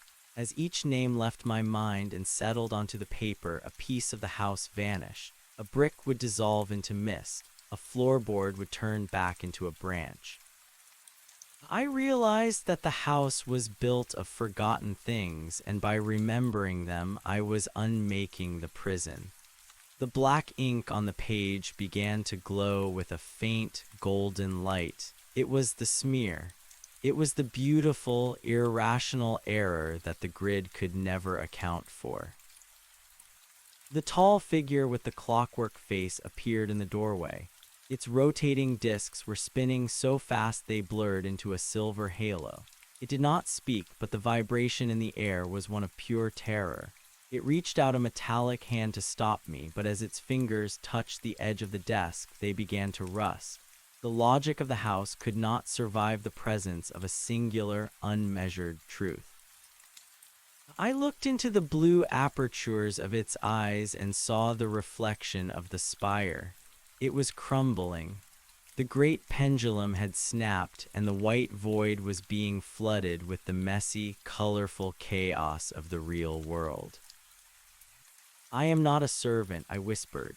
My voice was raspy and strange, a sound that had not been used for 1,000 years. "I am the leak in the tank. I am the grain of sand in the engine." I stood up and walked past the rusting sentinel. The hallway was dissolving around me. The ceiling had vanished, revealing a sky that was not a dome of calculated light, but a vast, terrifying expanse of deep purple and burning stars. There was no axis. There was no rotation. There were only the stars, drifting in a sea of beautiful, uncalculated darkness. I found the front door of the house. It was no longer a grand entrance of oak and iron. It was a simple wooden frame standing alone in the middle of a clearing. I stepped through it and felt the crunch of real dead leaves beneath my boots. The air was cold and smelled of damp earth and coming rain. I looked back and the house was gone. There was only the Blackwood estate, a ruin of charred stone and tangled briars, looking exactly as it had a century ago. The truck was still there on the old road, its engine idling with a low, comforting rumble. The driver was leaning against the hood, smoking a cigarette. He looked at me, his eyes narrowing in the twilight. He did not see a creature of glass and wire. He saw a man in a tattered coat, covered in dust and smelling of ancient places. He did not ask where I had been. He did not ask about the ledger or the grid. He just gestured toward the passenger seat. "You took your time," he said. "The sun is almost down. We need to get moving if we want to make the city by midnight." I climbed into the cab. The interior smelled of tobacco and stale coffee. It was the most wonderful smell I had ever encountered. As the truck pulled away, I looked at my hands. The numbers were gone. The skin was scarred and calloused, but it was clean. I reached into my pocket and felt a small, hard object. I pulled it out and held it up to the dashboard light. It was the locket. It was dented and the hinge was broken, but it was whole. I opened it and saw the face of the woman from the garden. She was laughing. She was a variable that could never be solved. The truck bumped along the old road, the headlights cutting a path through the dark forest. I did not look at the sky to see the dome. I looked at the trees and the way they swayed in the wind, a movement that followed no rhythm but its own. I was no longer part of the sum. I was a zero, a blank space, a traveler moving through a world that was dying and living all at once. The interval was over. The music had begun. As we reached the highway, the driver turned on the radio. A low, bluesy melody filled the cab, full of minor chords and unexpected pauses. It was a song about loss and the things that stay behind. I leaned my head against the window and watched the miles go by. I did not count them. I did not measure the distance. I simply felt the vibration of the wheels against the pavement, a steady, imperfect hum that told me I was exactly where I needed to be. The city appeared on the horizon, a cluster of lights that flickered like a fever. It looked chaotic and fragile, a million lives intersecting in ways that no ledger could ever predict. I felt a surge of genuine warmth, a heat that started in my chest and spread to my fingertips. The gold gear was gone, replaced by the slow, steady rhythm of a human heart. I was no longer the architect of the moment. I was a passenger in the great unknown. When the truck finally stopped in a crowded terminal, I stepped out into the swarm of people. They were shouting, laughing, crying, and hurrying toward destinations they would eventually forget. I walked among them, a ghost returning to the living. I found a small bench near a fountain and sat down. I watched the water rise and fall, the droplets catching the neon light of the advertisements above. Each drop was unique. Each splash was a defiance of the grid. I took the locket and placed it on the bench beside me. I did not need it anymore. The memory was no longer a burden to be filed away. It was a part of the air I breathed. I stood up and began to walk toward the heart of the city. I did not know where I was going, and for the first time in an eternity, that was the only answer that mattered. The world was not a preservation. It was a transformation, and I was finally ready to be changed. The city was a jagged pulse of light and heat that defied every law I had learned in the gray expanse. I walked through the crowded terminal, my boots striking the concrete with a sound that was hollow and real. There were no grids here. The pavement was cracked, and weeds pushed through the fissures with a slow, green violence that mocked the calculated towers of the spire. People brushed past me, their shoulders colliding with mine, and each contact was a shock of friction and warmth. I could no longer see their internal gears or the probability of their next steps. They were solid and opaque, mysteries wrapped in wool coats and smelling of rain and cheap tobacco. I found myself standing before a large window that looked out onto a street choked with yellow cars and blinking signs. The neon reflected against the glass in smears of electric blue and crimson. I reached out to touch the surface, expecting the cool logic of the spire, but my fingertips met only the grime of the city and the vibration of 1,000 distant engines. The reflection staring back at me was a stranger. My skin was pale and mapped with fine lines that had not been there before. My eyes, once sharpened by diamond needles to see the data of the universe, were now clouded and soft. I was regaining the luxury of being blind to the absolute. I left the terminal and stepped into the night air. It was thick with the scent of charred meat from a street vendor and the metallic tang of the subway vents. I began to walk without a destination, allowing the flow of the crowd to carry me like a leaf in a storm. There was a frantic energy to the movements around me, a desperation to reach somewhere else before the clocks turned. In the grid, time had been a constant, a fixed point on a ledger. Here, it was a predator. I saw it in the hurried gait of a man checking his watch and the way a woman clutched her coat against the wind. They were all running from the count, trying to outpace the inevitable sum of their days. I turned down a narrow alleyway where the noise of the main street faded into a low hum. The walls were covered in layers of torn posters and spray-painted symbols that meant nothing to the surveyor but everything to the ghosts who lived in the shadows. I sat down on a wooden crate and leaned my head against the brick. The rough texture was a comfort. It was an error in the smooth plan of the world, a deviation that felt like home. I closed my eyes and tried to remember the formula I had written on the window of the spire. It was gone. The numbers had dissolved into the rhythm of my own breathing. I was no longer a thought. I was a weight. A small cat, black as the ink in my old ledgers, stepped out from behind a dumpster. It watched me with eyes that held the same gold frequency I had chased through the corridors of the house. It did not move with the precision of a machine. It moved with a liquid grace that was entirely its own, a variable that changed with every heartbeat. It approached me and rubbed its head against my knee. The fur was coarse and warm. I reached down and felt the vibration of its purr, a frequency that did not belong on any spectrum I had measured. It was a sound of contentment that existed for no reason other than itself. I realized then that the debt was never meant to be paid in full. The ledger was a trap designed to make us believe that existence was a zero-sum game, a balance of shadows and light. But the gold was the leak. The gold was the part of the soul that refused to be counted. I stood up and the cat vanished into the darkness, a flicker of movement that left no trace on the grid. I walked back toward the lights of the city, feeling the heavy locket of my own history swinging in my chest. I did not need to see the coordinates of the stars to know they were there. I only needed to feel the cold wind on my face. The night deepened and the city began to change its tune. The frantic rush slowed into a steady, rhythmic throb. I passed a diner where the light was a warm amber, casting long shadows across the checkered floor. Inside, a man was mopping the tiles, his movements slow and deliberate. He was not a settler or a pioneer. He was a keeper of the moment.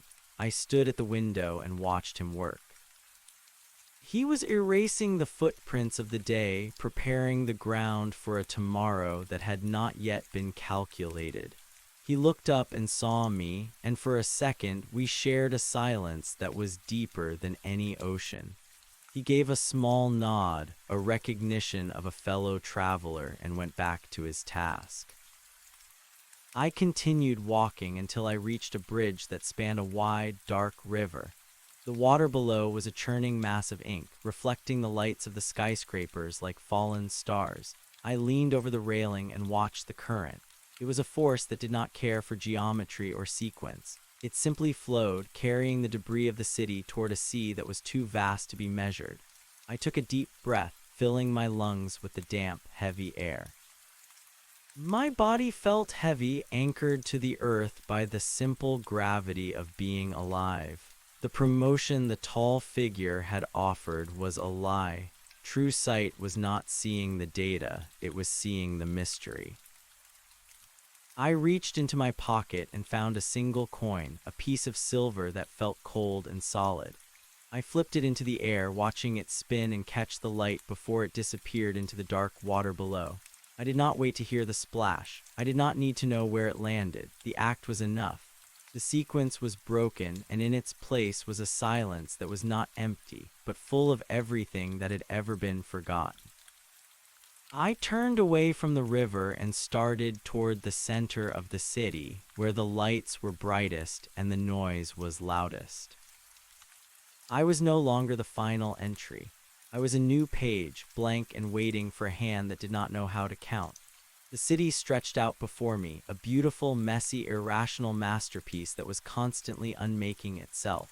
I stepped off the bridge and merged with the shadows, a man with no name and no debt, walking into a future that was as dark and bright as the gold in the center of the void. The walk continued, but the grid was gone. There was only the pavement, the wind, and the long, slow climb toward a morning that didn't need a number to begin.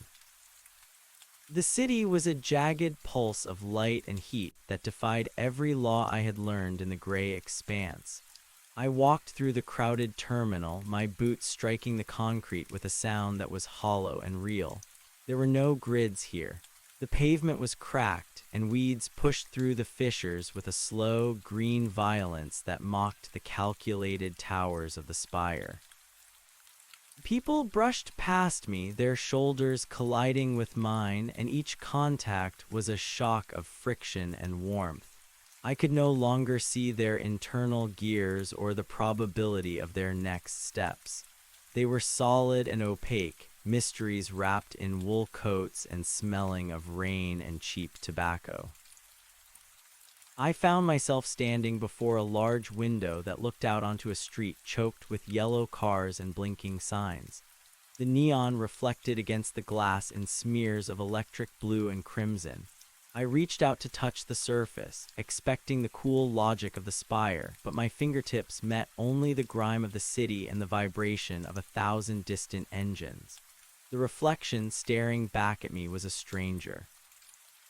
My skin was pale and mapped with fine lines that had not been there before.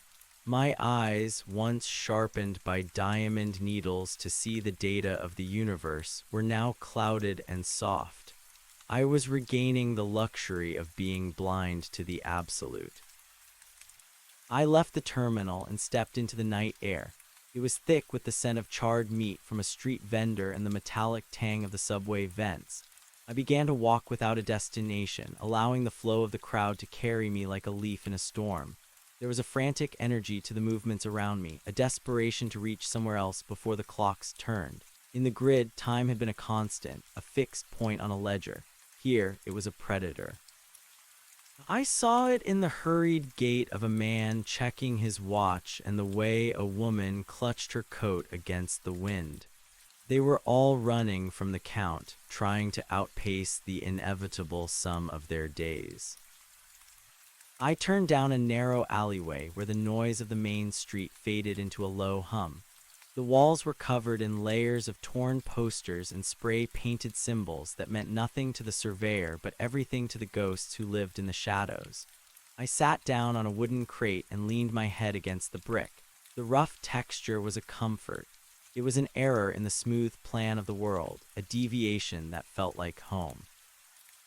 I closed my eyes and tried to remember the formula I had written on the window of the spire. It was gone. The numbers had dissolved into the rhythm of my own breathing. I was no longer a thought. I was a weight.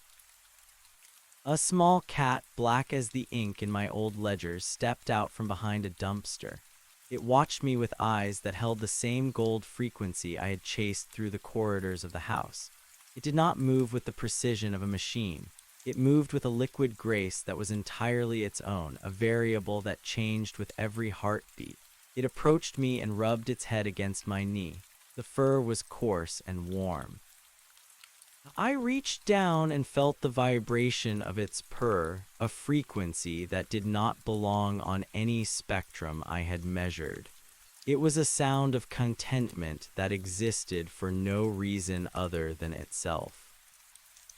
I realized then that the debt was never meant to be paid in full. The ledger was a trap designed to make us believe that existence was a zero-sum game, a balance of shadows and light. But the gold was the leak. The gold was the part of the soul that refused to be counted. I stood up and the cat vanished into the darkness, a flicker of movement that left no trace on the grid. I walked back toward the lights of the city, feeling the heavy locket of my own history swinging in my chest. I did not need to see the coordinates of the stars to know they were there. I only needed to feel the cold wind on my face. The night deepened and the city began to change its tune. The frantic rush slowed into a steady, rhythmic throb. I passed a diner where the light was a warm amber, casting long shadows across the checkered floor. Inside, a man was mopping the tiles, his movements slow and deliberate. He was not a settler or a pioneer. He was a keeper of the moment. I stood at the window and watched him work. He was erasing the footprints of the day, preparing the ground for a tomorrow that had not yet been calculated. He looked up and saw me, and for a second we shared a silence that was deeper than any ocean. He gave a small nod, a recognition of a fellow traveler, and went back to his task. I continued walking until I reached a bridge that spanned a wide, dark river. The water below was a churning mass of ink, reflecting the lights of the skyscrapers like fallen stars. I leaned over the railing and watched the current. It was a force that did not care for geometry or sequence. It simply flowed, carrying the debris of the city toward a sea that was too vast to be measured. I took a deep breath, filling my lungs with the damp, heavy air. My body felt heavy, anchored to the earth by the simple gravity of being alive. The promotion the tall figure had offered was a lie. True sight was not seeing the data, it was seeing the mystery. I reached into my pocket and found a single coin, a piece of silver that felt cold and solid. I flipped it into the air, watching it spin and catch the light before it disappeared into the dark water below. I did not wait to hear the splash. I did not need to know where it landed. The act was enough.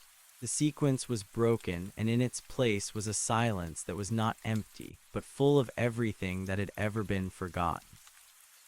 I turned away from the river and started toward the center of the city, where the lights were brightest and the noise was loudest.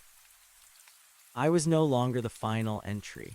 I was a new page, blank and waiting for a hand that did not know how to count. The city stretched out before me, a beautiful, messy, irrational masterpiece that was constantly unmaking itself. I stepped off the bridge and merged with the shadows, a man with no name and no debt, walking into a future that was as dark and bright as the gold in the center of the void. The walk continued, but the grid was gone. There was only the pavement, the wind, and the long, slow climb toward a morning that did not need a number to begin. I found a small park where the trees were skeletal and reached for the smog-choked sky. I sat on a bench and watched the first hints of dawn begin to bleed into the horizon. It was not the sterile white light of the spire. It was a bruised purple, then a dirty orange, then a pale, watery yellow. It was imperfect. It was beautiful. I felt a sharp pinch in my chest, and for a moment I feared the gear had returned. But it was only a cough, a human frailty, a reminder that my time was finite and therefore precious. I laughed, and the sound was tiny against the awakening roar of the city. The sun finally broke over the tops of the buildings, casting long, distorted shadows across the grass. I stood up and stretched my limbs, feeling the ache in my joints and the tightness in my muscles. This was the true geometry of the world. It was the geometry of decay and growth, of breathing and stopping. I began to walk again, following the sound of a distant bell. I did not know what it signaled, and I did not care. I was just another ghost in the machine, and the machine was finally breaking down. The streets began to fill with the morning tide of workers. They moved with a collective purpose that I once would have analyzed for efficiency. Now I only saw the steam rising from their coffee cups and the way they squinted against the new light. I passed a newsstand where the headlines shouted about disasters and triumphs, all of them temporary, all of them vital. I bought a piece of fruit from a vendor, the skin of the apple cool and waxy in my palm.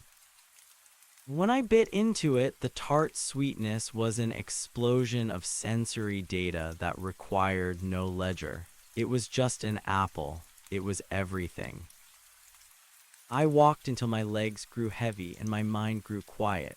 The city was a labyrinth, but it was a labyrinth with no center and no exit. It was a place to get lost, and getting lost was the only way to be found.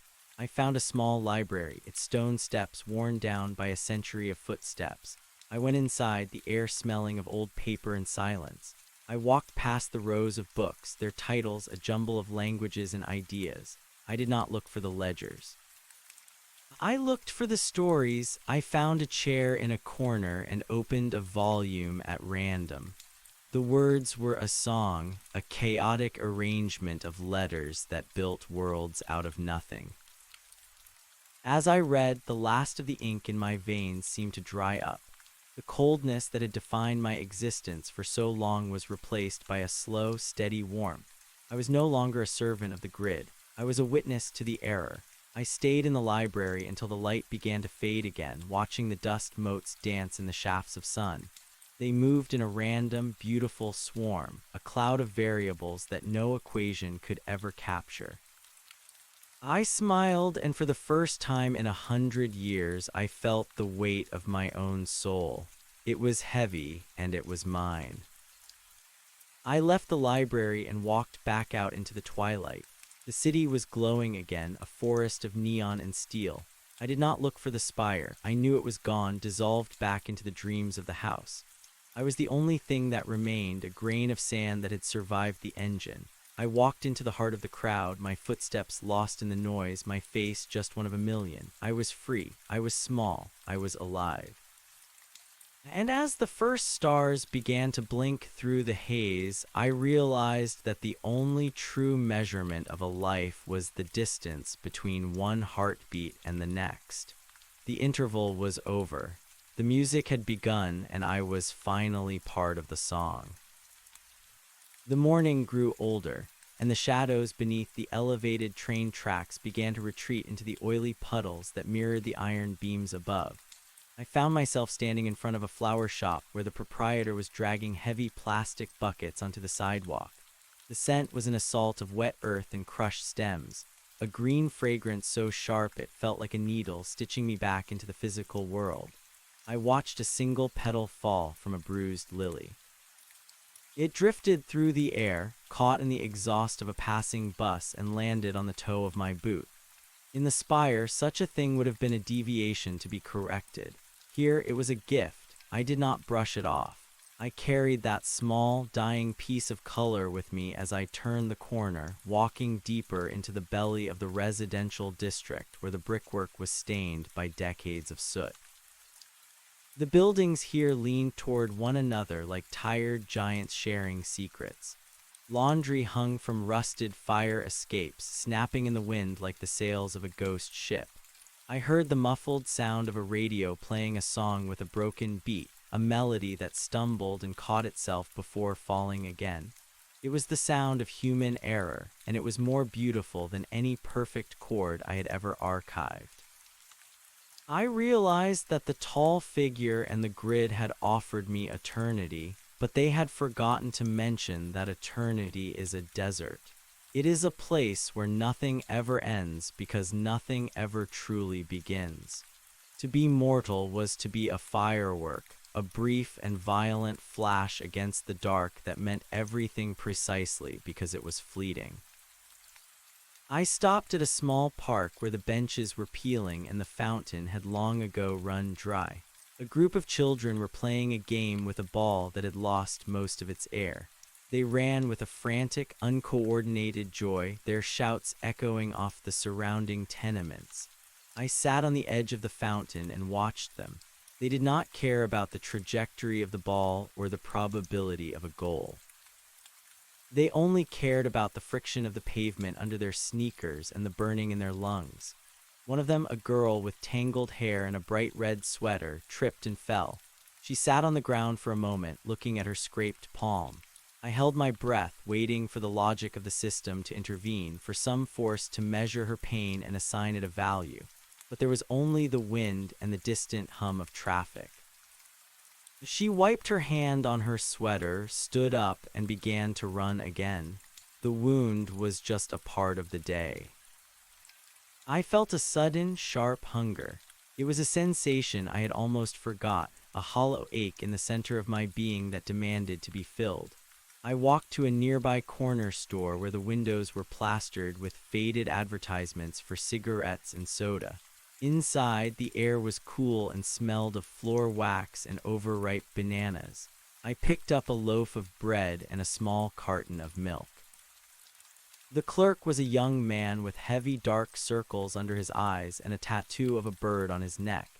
He didn't look at my face as he took my money. He only looked at my hands. I wondered if he could see the traces of the gold ink beneath my skin, or if I just looked like another man who had stayed up too long.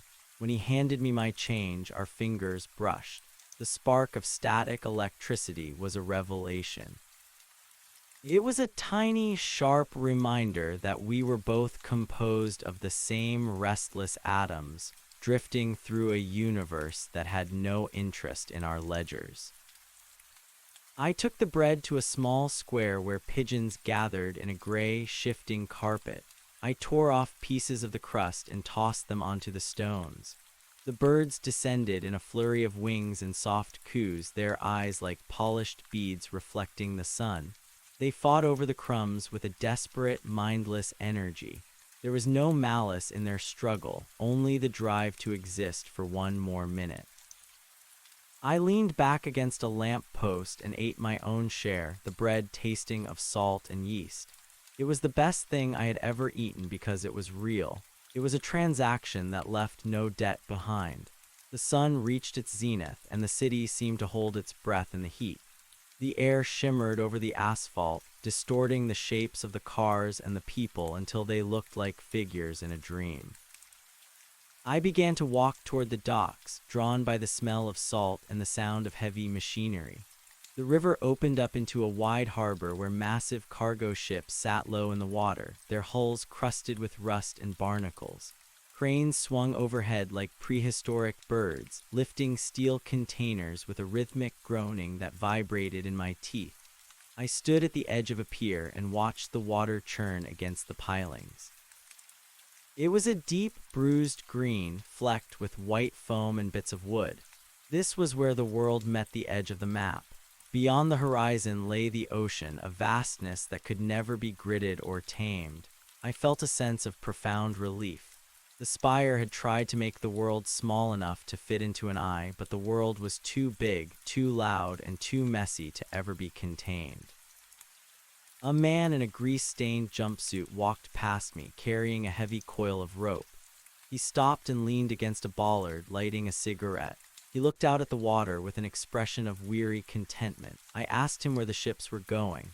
He shrugged and said they went everywhere and nowhere. They just kept moving until they ran out of fuel or the sea claimed them. He offered me a cigarette, and though I had never smoked, I took it. The smoke was acrid and hot, making me cough, but it felt like an achievement.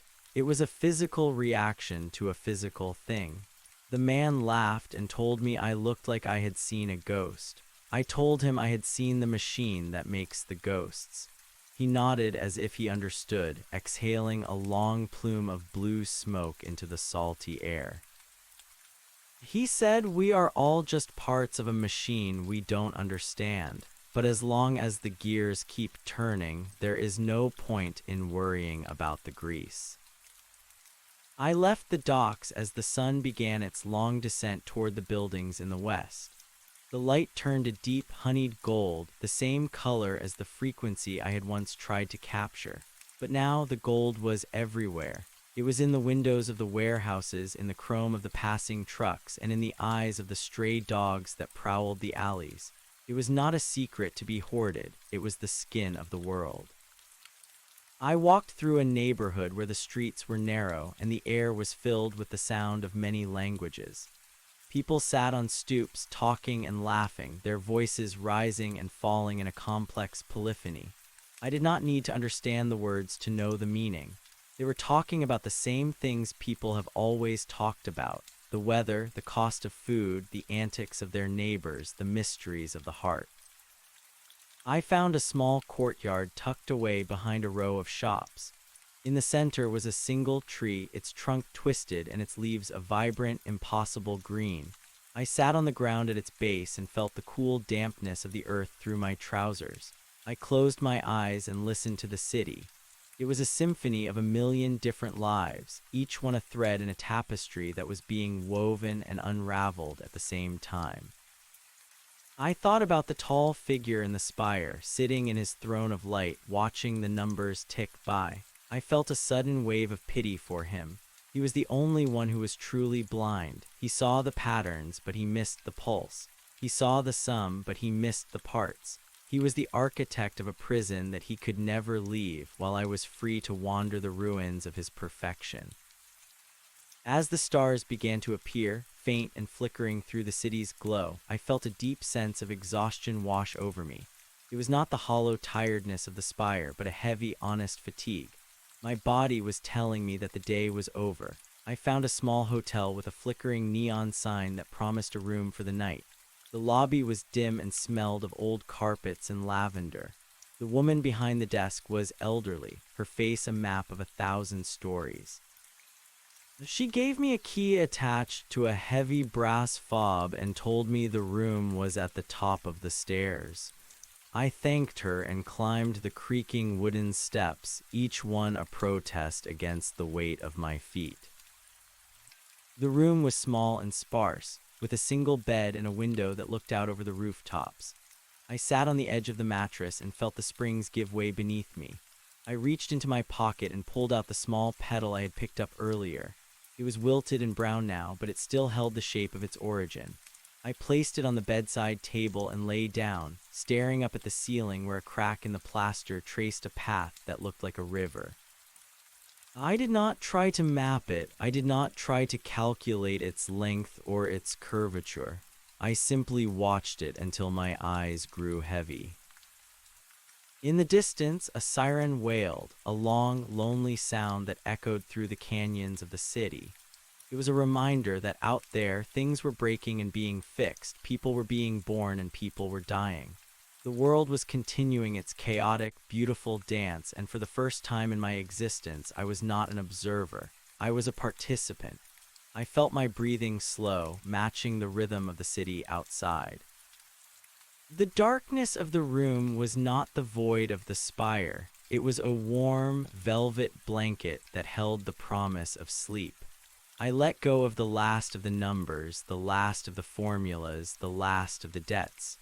I was just a man in a room, in a city, on a planet spinning through a mystery that would never be solved. I woke to the sound of rain drumming against the glass. The light was gray and soft, washing the room in a quiet neutrality. I stood up and walked to the window, watching the drops race each other down the pane. Each one followed a path that was determined by 1,000 invisible forces, yet each one was unique. I watched them merge and split, creating patterns that vanished as quickly as they appeared. The city below was transformed into a watercolor painting, the colors bleeding into one another under the downpour. I felt a strange sense of anticipation. The day was a blank slate, a horizon that had not yet been drawn. I left the hotel and stepped out into the rain. I did not have an umbrella, and within seconds my clothes were soaked. The water was cold, but it felt like a baptism. It washed away the last of the dust from the spire, the last of the gray residue that had clung to my thoughts. I walked through the puddles, my boots splashing with a rhythmic sound that made me want to sing. I didn't know any songs, so I made one up, a simple series of notes that rose and fell with the wind. It was a clumsy, unpolished sound, but it was mine. I found myself back at the river, but this time I followed the path that led away from the city and toward the hills. The buildings began to thin out, replaced by small houses with gardens and picket fences. The air grew sweeter, smelling of wet grass and cedar. I walked until the pavement ended and the road turned to gravel, then to dirt. The trees grew taller here, their branches interlacing to form a canopy that shielded me from the worst of the rain. I felt like a pioneer entering a new territory, though I knew that thousands had walked this path before me. I reached the top of a hill and looked back at the city. It was a glittering jewel set in a basin of dark stone.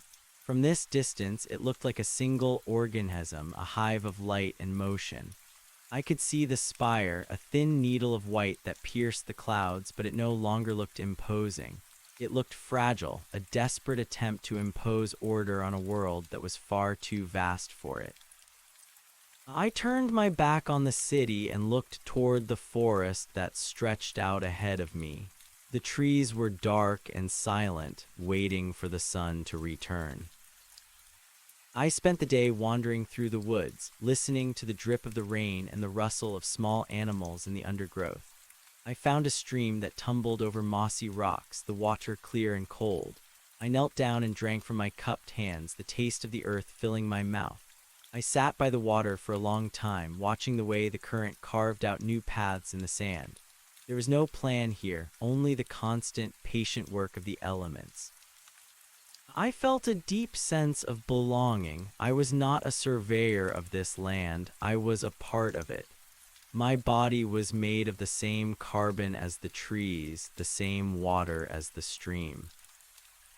As the rain began to taper off, a rainbow appeared in the sky, a faint arc of color that seemed to bridge the gap between the earth and the heavens. It was a phenomenon of light and moisture, a fleeting trick of the atmosphere. I watched it fade until only a memory of it remained. I realized that the gold I had been looking for was not a substance or a frequency. It was a moment of recognition. It was the flash of insight that comes when you realize that you are both the observer and the observed, the creator and the creation. I continued walking until I came to a small clearing where an old cabin stood. It was built of rough-hewn logs and had a stone chimney that breathed a thin curl of smoke into the air. An old man was sitting on the porch, carving a piece of wood with a small knife. He looked up as I approached, his eyes crinkled with age and wisdom. He didn't ask me who I was or where I came from. He only nodded and invited me to sit. I sat on the steps and watched him work. The wood was a piece of cedar, and he was turning it into a small bird. His movements were slow and precise, the result of years of practice. We sat in silence for a long time, the only sound the scrape of the knife and the crackle of the fire inside the cabin. Finally, he spoke. He said that the world is a big place and most people spend their whole lives trying to make it smaller. They build walls and they write books and they count their money, all because they are afraid of the vastness. But the vastness is where the life is. He handed me the finished bird. It was simple and elegant, a representation of a creature that could fly away at any moment. I held it in my hand and felt the warmth of the wood. I stayed with the old man for a few days, helping him with his chores and listening to his stories. He told me about the seasons and the stars, about the way the forest changes over time. He showed me how to read the signs of the weather and how to find food in the wild. He was a teacher, but he didn't use ledgers or formulas. He used the world itself. I learned more in those few days than I had in a century in the spire. I learned that the most important things cannot be measured. They can only be felt. One morning, I woke up and knew it was time to move on. I thanked the old man for his hospitality and started back toward the city. But I didn't go back to the terminal or the spire. I went to the neighborhoods where the people lived, where the streets were messy and the air was full of noise. I found a job in a bakery, kneading dough and watching it rise in the heat of the oven. It was a simple, repetitive task, but it was grounding. I loved the feel of the flour on my hands and the smell of the fresh bread. I loved the way the customers would come in every morning, their faces full of the small dramas of their lives. I became a part of the neighborhood. I knew the names of the children and the stories of the old men who sat in the park. I was no longer a stranger or a ghost. I was a man who lived in a small apartment above the bakery, who walked to the river on his days off, who watched the sunset with a sense of quiet gratitude. The gold was still there, but it was no longer a mystery to be solved. It was the light in a friend's eyes, the warmth of the sun on my back, the feeling of a job well done. Years passed and my hair turned gray and my skin grew lined. I felt the slow decline of my body, the way my joints ached in the cold and my breath grew shorter on the stairs. But I didn't fear it, I welcomed it. It was the final part of the song, the slow fading of the notes before the silence returns. I had lived a life that was full of errors and deviations, and it was the most perfect thing I had ever known. One evening, I walked to the bridge where I had once thrown the silver coin. The city was glowing as always, a forest of neon and steel. I leaned over the railing and watched the water. It was the same river, yet it was entirely different. Every drop of water was new, every reflection was unique. I felt a sense of completion. The debt was paid, not in gold or silver, but in moments. I had given my life back to the world, and in return, the world had given me myself. I turned away from the water and started back toward my apartment. The air was cool and smelled of rain and wood smoke. I walked slowly, savoring the feeling of the pavement beneath my feet. I knew that my time was coming to an end, that the final entry in my ledger was about to be made. But I didn't care about the sum. I only cared about the experience. I looked up at the stars, those distant, flickering points of light that had once been coordinates on a map. Now they were just beautiful mysteries, silent witnesses to the brief and wonderful dance of life. I reached my door and paused for a moment, looking back at the city. It was a beautiful, messy, irrational masterpiece, and I was proud to have been a part of it. I went inside and closed the door, the sound of the latch a final, quiet click. I lay down in my bed and felt the darkness gather around me. It was not a void, it was a homecoming. I closed my eyes and let go of my last breath, a tiny, invisible gift back to the atmosphere. The walk was over, but the song would continue, echoing through the streets and the forests, carried on the wind to a future that would never be calculated. I was finally, truly nothing, and in that nothingness I was everything. The silence that followed my final breath was not a vacuum, but a bridge. I had expected a cessation of being, a sudden snapping of the cord that bound my awareness to the physical world, but instead I found myself drifting in a space where time had no weight. There were no numbers here, no ledgers to balance, only the lingering resonance of the life I had just surrendered. It felt as though I were a drop of water returning to a vast and ancient sea, losing my shape but gaining the depth of the entire ocean. The memories of the bakery, the old man in the woods, the taste of the salt on the docks, and the feel of the gold ink beneath my skin all swirled together into a single luminous point of light. I watched as the room I had occupied faded away.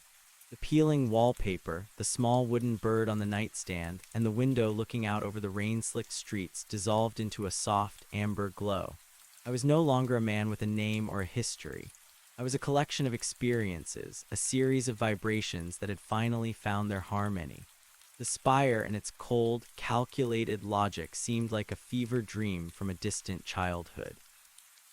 The tall figure on his throne of light was still there, perhaps, still counting the stars and measuring the gaps between them, but he was a ghost in a world that had moved on. He was the architect of a void, while I had become a resident of the fullness. As I moved deeper into this transition, I began to see the city from a perspective that defied geometry. It was not a grid of streets and buildings, but a living network of connections. I saw the way a kind word spoken by a stranger in a cafe rippled outward, touching lives that would never meet. I saw the way the bread I had kneaded nourished bodies that went on to build, to love, and to dream. Every action was a thread, and every thread was vital. The world was not a machine to be managed. It was a conversation that never ended. I saw the woman from the hotel desk, her stories now visible as a shimmering cloak around her shoulders. I saw the man from the docks, his weary contentment a steady pulse in the harbor. The gold I had once sought with such desperation was everywhere now. It was the medium through which all things moved. It was the heat of the sun, the pull of the moon, and the silent growth of the trees in the forest. It was the invisible currency of existence, spent freely and replenished without effort. I realized that the spire had failed because it tried to capture the gold in a bottle, not understanding that the gold was the bottle itself. It was the container and the contained. It was the reason anything existed at all. I felt a pull toward a new horizon, a place where the boundaries between self and other were entirely erased. It was not a loss of identity, but an expansion of it. I was the rain hitting the glass, the bird carving in the old man's hand, and the siren wailing in the distance. I was the struggle of the pigeons and the peace of the courtyard. There was no longer any need to walk or to breathe, for I was the motion and the air. The universe was breathing through me, a slow and rhythmic expansion that mirrored the turning of the gears I had once feared. But the gears were not made of iron, they were made of light. I saw the spire one last time, a tiny speck of white against the roaring backdrop of the cosmos. It looked like a child's toy left behind in the grass. The figure within was still staring at his screens, trying to find a pattern in the static. I wanted to reach out and touch his shoulder, to tell him that the answer was not in the numbers, but in the space between them. I wanted to tell him that the world was beautiful because it was broken, because it was incomplete, and because it could never be solved. But I knew he would not hear me. He was tuned to a different frequency, one that was loud but hollow. I turned away and let the current take me. I was moving toward a beginning that felt like an end, and an end that felt like a beginning. The darkness was warm and familiar, a womb of infinite potential. I thought of the small petal I had left on the bedside table, a piece of the world that would eventually return to the earth. I thought of the bread I had eaten and the songs I had made up. They were my legacy, my small contributions to the messy, glorious masterpiece of reality. The light grew brighter, a soft and welcoming radiance that promised nothing but presence. I felt the last of my questions dissolve. There was no more why or how, there was only is. I was a part of the great unfolding, a witness to the eternal dance. I closed the eyes I no longer had and felt the peace of a debt finally and fully paid. The universe did not owe me anything, and I owed nothing to the universe. We were one and the same, a single thought in the mind of the infinite, a single note in a song that would never end. The transition deepened until even the concept of light faded into something more profound. It was a state of pure resonance. I could feel the vibrations of every atom in the city I had left behind, each one a tiny bell ringing in the grand cathedral of space. I felt the slow, tectonic shifts of the earth beneath the hills, the frantic heartbeat of a mouse in the tall grass, and the heavy, slow pulse of the river as it met the sea. I was no longer observing these things from the outside. I was the vibration itself. I realized then that the gold ink beneath my skin had not been a mark of ownership or a sign of my service to the spire. It had been a catalyst, a way to sensitize me to the hidden rhythms of the world. It had been a gift, though I had treated it as a curse for so long. It was the bridge that had allowed a creature of logic to become a creature of feeling. Without it, I might have spent an eternity as a shadow in the halls of the machine, never knowing the sting of the cold or the sweetness of the yeast. The memory of the old man in the cabin came back to me with startling clarity. I understood now why he had not asked me my name. In the woods, names were just labels we put on things to make them seem manageable. To him, I was just another part of the forest, a wandering element that had found its way to his porch. He had seen the gold in me, not as a secret to be hoarded, but as a natural part of the landscape, like the moss on the rocks or the light through the leaves. He had been a master of the unremarkable, and in doing so, he had mastered everything. I felt myself thinning out, becoming a fine mist that settled over the world. I was the dew on the morning grass in the square where the pigeons gathered. I was the glint of sun on the rusted hulls of the cargo ships. I was the laughter of the children playing in the narrow streets and the quiet sighs of the elderly as they watched the shadows grow long. I was the common thread that ran through the mundane and the extraordinary, the glue that held the fractured pieces of the world together.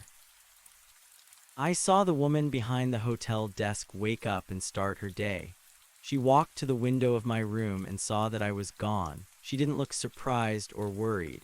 She simply picked up the wilted petal from the bedside table and held it to her nose, catching the faint, lingering scent of the woods. She placed it in a small box filled with other treasures, a button, a smooth stone, a faded photograph. I was now a part of her story, a brief chapter in a book that was still being written. She smoothed the sheets of the bed and prepared the room for the next traveler, whoever they might be. The city continued to churn below me, a magnificent engine of desire and necessity. I saw the bakery where I had worked, the ovens already hot and the smell of fresh dough beginning to drift into the street. My absence was a small hole that was already being filled by the presence of others. Someone else would knead the dough, someone else would watch the bread rise, and the cycle would continue. It was not a replacement, but a continuation. The work was more important than the worker. I drifted higher beyond the atmosphere where the silence of the vacuum was a different kind of music. I saw the planet as a swirling marble of blue and white, a fragile oasis in the vast, dark desert of the stars. It was so small, so isolated, yet it contained everything I had ever known. It was a miracle of chance and chemistry, a place where the universe had decided to wake up and look at itself. I felt a surge of love for that tiny, spinning world, for its beauty and its cruelty, for its triumphs and its failures. I understood now that the figure in the spire was not a villain, but a tragedy. He was the part of the universe that was afraid of its own chaos. He was the impulse to freeze the frame, to stop the clock, to keep the gold from slipping through his fingers. He was the fear of death given form and power, but death was not an end, it was a release. It was the moment when the drop finally rejoins the ocean, when the note finally resolves into the chord. By trying to avoid death, he had avoided life. He had built a fortress of certainty in a world that was defined by its fluidity. I felt a final, gentle dissolution. The last traces of my individual perspective vanished, replaced by a sense of total integration. I was the void and I was the matter. I was the silence and I was the sound. There was no more distance between here and there, between now and then. All of time was a single, shimmering moment, and I was at the heart of it. The gold frequency I had once tried to capture was no longer a sound I heard, but a state I inhabited. It was the ultimate truth that the spire could never calculate, that the sum of all things is not a number but a feeling. It is the feeling of being home. It is the feeling of the latch clicking shut, the warmth of the bed, the taste of the water, and the sight of the stars. It is the realization that we were never lost, only dreaming that we were. As I merged with the infinite, I left behind a world that was still waking up, still struggling, still dancing. I was a part of every sunrise and every sunset, every birth and every death. I was the grease on the gears and the light in the eyes. I was the mystery that would never be solved, and I was the one who finally knew the answer. The walk was over, the debt was paid, and the song went on, forever and ever, echoing through the vast and beautiful mess of the universe. The expansion did not stop at the edge of the atmosphere. It pushed outward, a silent wave of awareness that brushed against the cold hulls of satellites and the jagged surfaces of dead moons.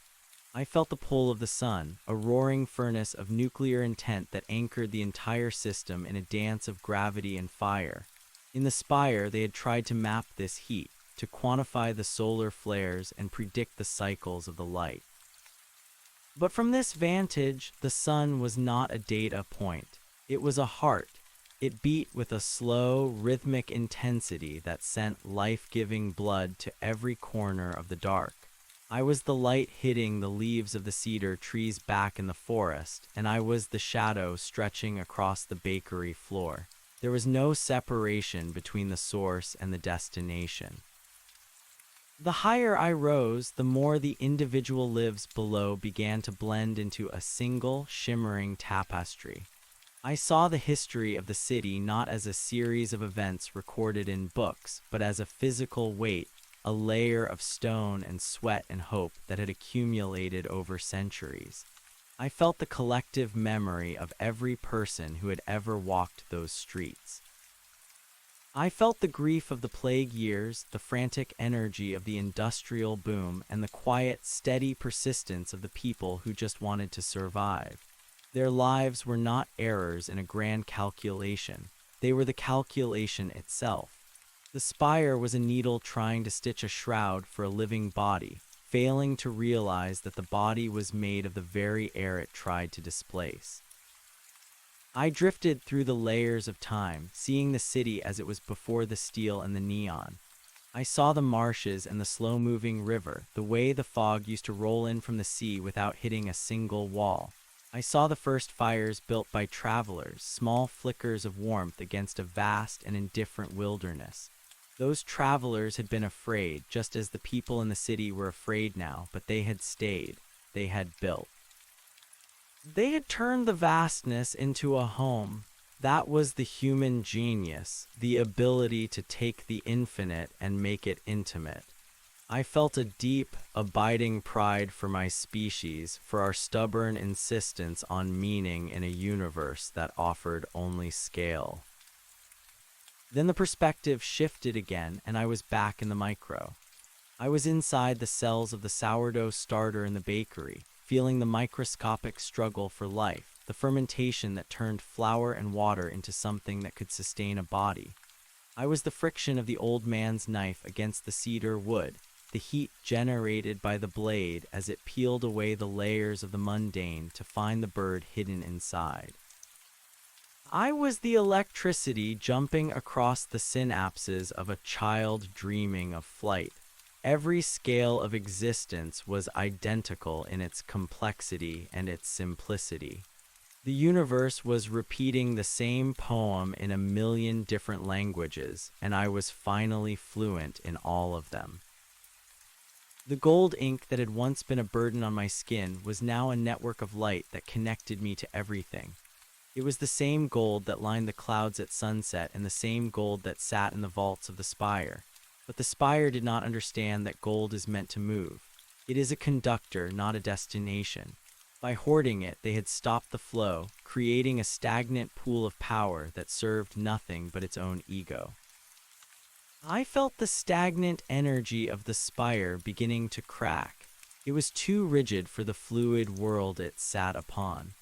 Eventually, the river would rise, or the wind would howl, or the people would simply stop looking at it, and the spire would crumble back into the earth, becoming the very dust it had tried to rise above. I moved toward the edge of the galaxy, where the stars were thick and bright like spilled salt on a dark table. I saw the birth of nebulae, the slow collapse of gas into fire, the long and lonely life of planets that would never know a footprint. It was a grand, terrifying theater, and I was the only audience member, but I was also the stage and the actors. There was no loneliness in this place because there was no longer a self to be lonely. There was only the experience of being. I was the witness to the unfolding of everything, a silent observer who was also the participant. The debt I had felt for so long, the sense that I had taken something from the world that I could never repay, was gone. It had been an illusion born of the ledger. In the real world, there is no debt, only transformation. You do not owe the air for the breath you take. You simply participate in the cycle of the atmosphere. You do not owe the earth for the food you eat. You simply return to the earth when your time is done. The spire had invented the concept of the debt to keep people walking in straight lines, to keep them working and counting and fearing. But the truth was that the universe is a gift that is given freely every second of every day. I felt a sudden, sharp memory of the silver coin I had thrown into the river.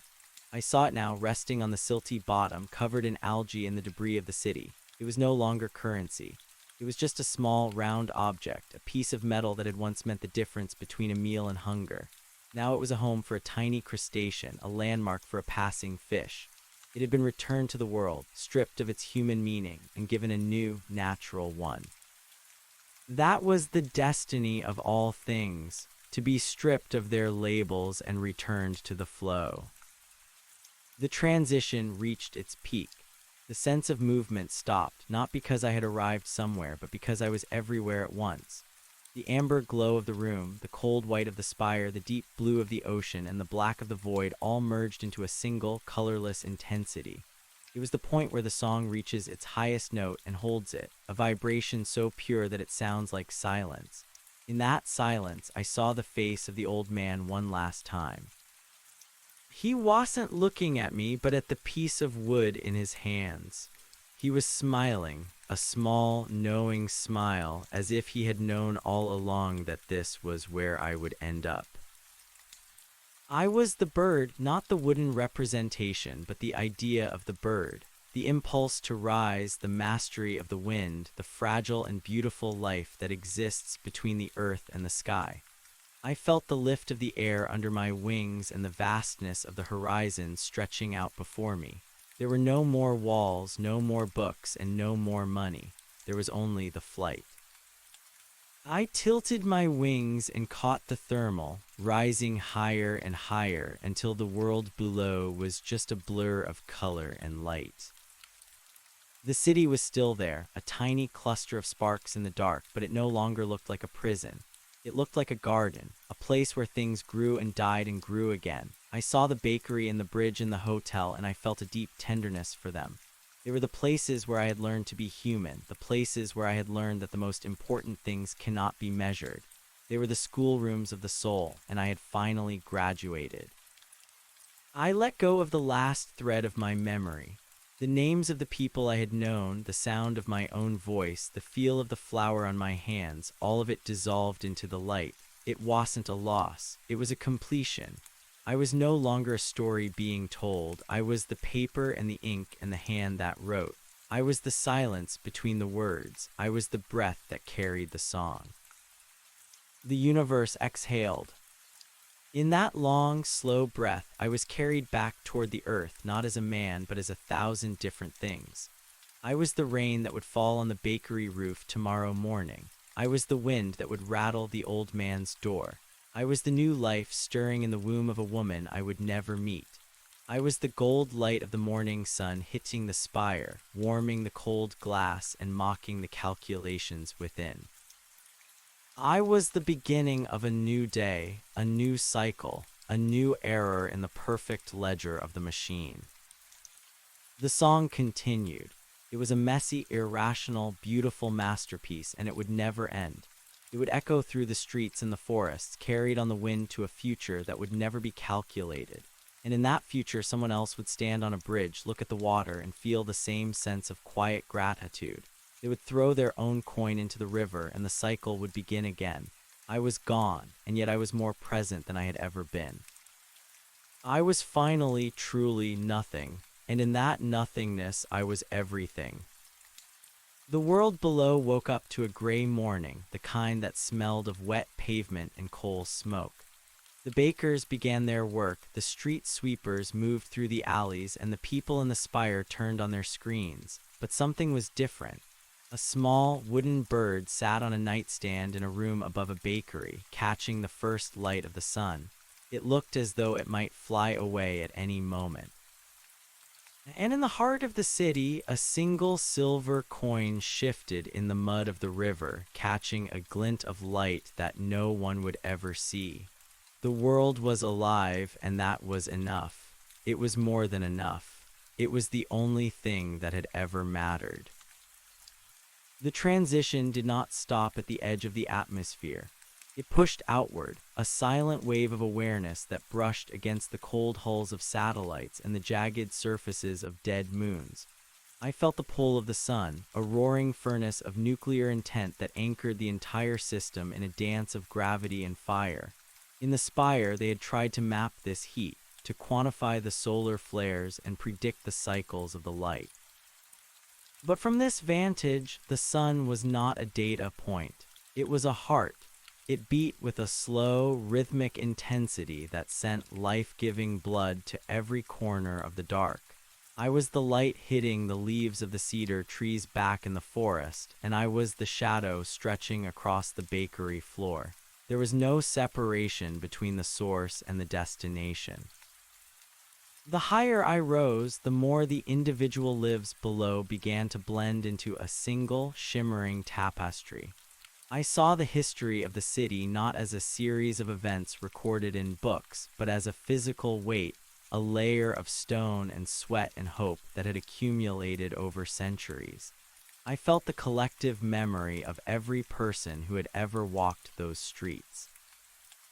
I felt the grief of the plague years, the frantic energy of the industrial boom, and the quiet, steady persistence of the people who just wanted to survive. Their lives were not errors in a grand calculation. They were the calculation itself. The spire was a needle trying to stitch a shroud for a living body, failing to realize that the body was made of the very air it tried to displace. I drifted through the layers of time, seeing the city as it was before the steel and the neon.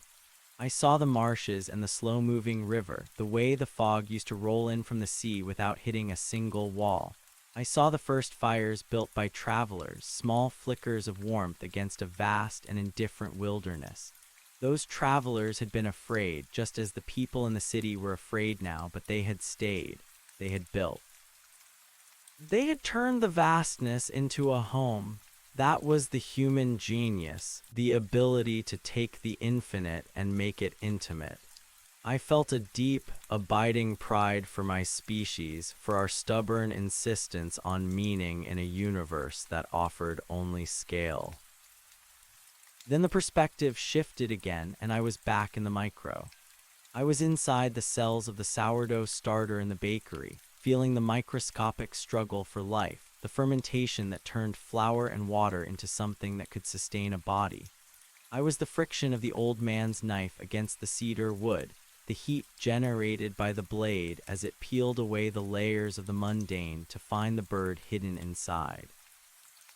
I was the electricity jumping across the synapses of a child dreaming of flight. Every scale of existence was identical in its complexity and its simplicity. The universe was repeating the same poem in a million different languages, and I was finally fluent in all of them.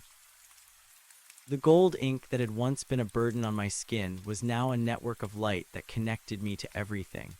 It was the same gold that lined the clouds at sunset and the same gold that sat in the vaults of the spire. But the spire did not understand that gold is meant to move. It is a conductor, not a destination. By hoarding it, they had stopped the flow, creating a stagnant pool of power that served nothing but its own ego. I felt the stagnant energy of the spire beginning to crack. It was too rigid for the fluid world it sat upon. Eventually, the river would rise, or the wind would howl, or the people would simply stop looking at it, and the spire would crumble back into the earth, becoming the very dust it had tried to rise above. I moved toward the edge of the galaxy, where the stars were thick and bright like spilled salt on a dark table. I saw the birth of nebulae, the slow collapse of gas into fire, the long and lonely life of planets that would never know a footprint. It was a grand, terrifying theater, and I was the only audience member, but I was also the stage and the actors. There was no loneliness in this place because there was no longer a self to be lonely. There was only the experience of being. I was the witness to the unfolding of everything, a silent observer who was also the participant. The debt I had felt for so long, the sense that I had taken something from the world that I could never repay, was gone. It had been an illusion born of the ledger. In the real world, there is no debt, only transformation. You do not owe the air for the breath you take. You simply participate in the cycle of the atmosphere. You do not owe the earth for the food you eat. You simply return to the earth when your time is done. The spire had invented the concept of the debt to keep people walking in straight lines, to keep them working and counting and fearing. But the truth was that the universe is a gift that is given freely every second of every day. I felt a sudden, sharp memory of the silver coin I had thrown into the river. I saw it now resting on the silty bottom, covered in algae and the debris of the city. It was no longer currency. It was just a small, round object, a piece of metal that had once meant the difference between a meal and hunger. Now it was a home for a tiny crustacean, a landmark for a passing fish. It had been returned to the world, stripped of its human meaning, and given a new, natural one. That was the destiny of all things, to be stripped of their labels and returned to the flow. The transition reached its peak. The sense of movement stopped, not because I had arrived somewhere, but because I was everywhere at once. The amber glow of the room, the cold white of the spire, the deep blue of the ocean, and the black of the void all merged into a single, colorless intensity. It was the point where the song reaches its highest note and holds it, a vibration so pure that it sounds like silence.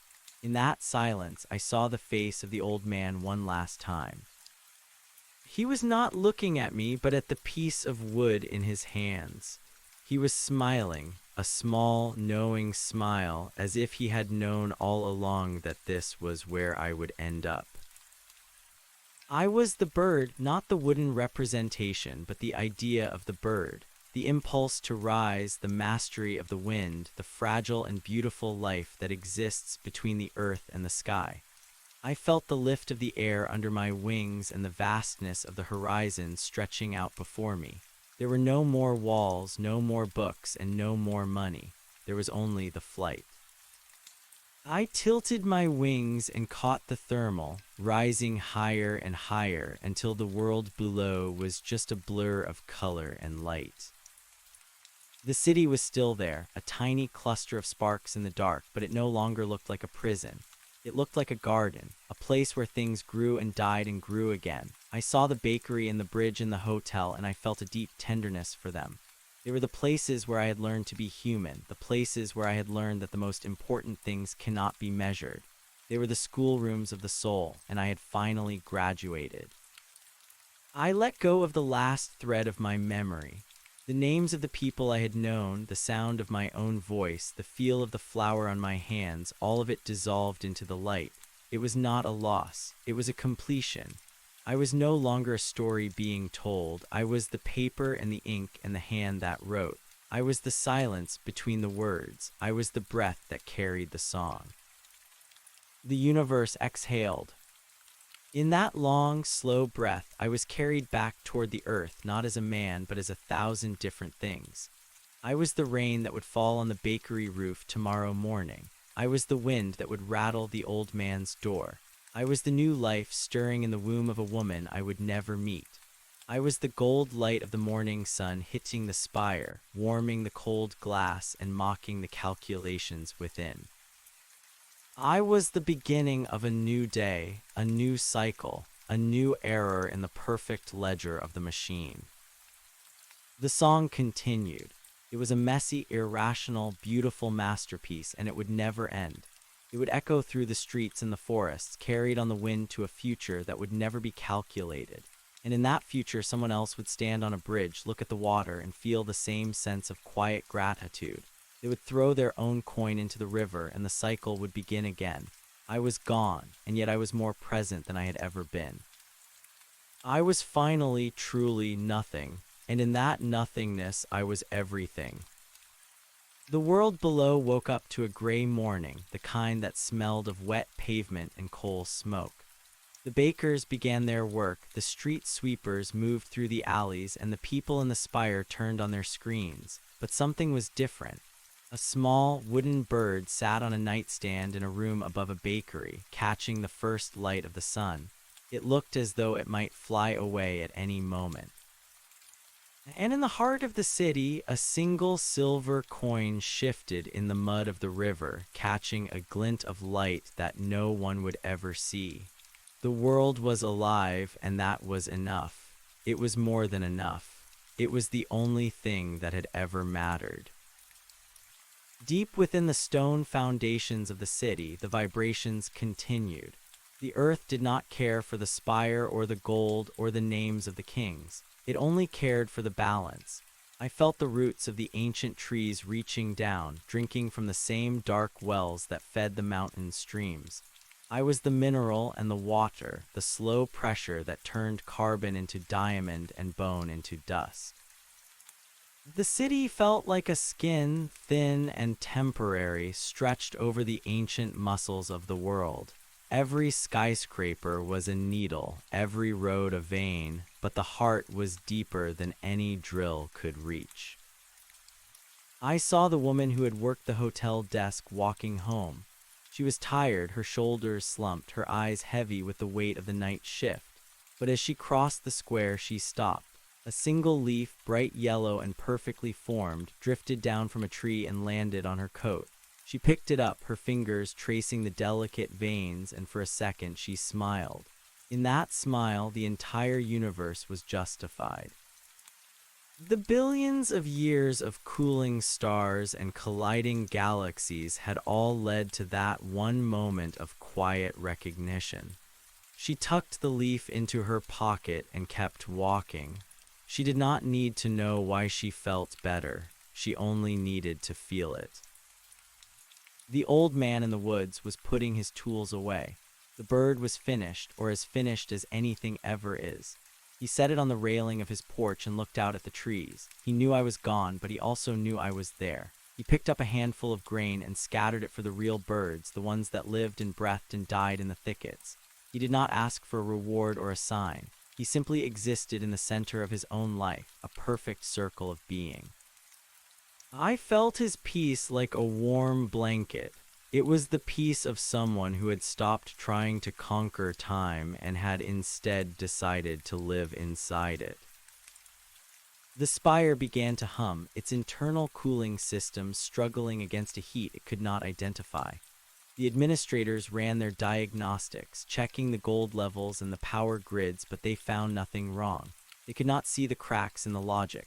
They could not hear the song that was vibrating the very atoms of their sanctuary. They were like men trying to hold back the tide with a ruler. The more they measured, the more the water rose. I felt a flicker of pity for them, for their smallness and their fear. They were part of the song too, the discordant notes that gave the harmony its depth. I was the steam rising from the coffee cups in the cafes.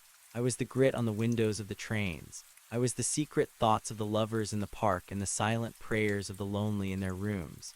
Every secret was my own, every public face a mask I wore. There was no longer any need for judgment. To judge the world was to judge myself, and I had finally learned to be kind. The universe was not a court of law. It was a playground, a laboratory, a dream. We were all just waking up, one by one, into the same bright morning. The gold ink was gone from my skin because there was no longer any skin to hold it. I was the gold itself, the value that is inherent in every living thing. I was the sparkle in the eyes of the newborn and the fading light in the eyes of the dying. I was the transition, the bridge, the moment of crossing. I felt a great surge of energy, a final pulse of life that radiated out from the center of my being. It touched every heart in the city, every leaf in the forest, every star in the sky. It was a message without words, a feeling without a name.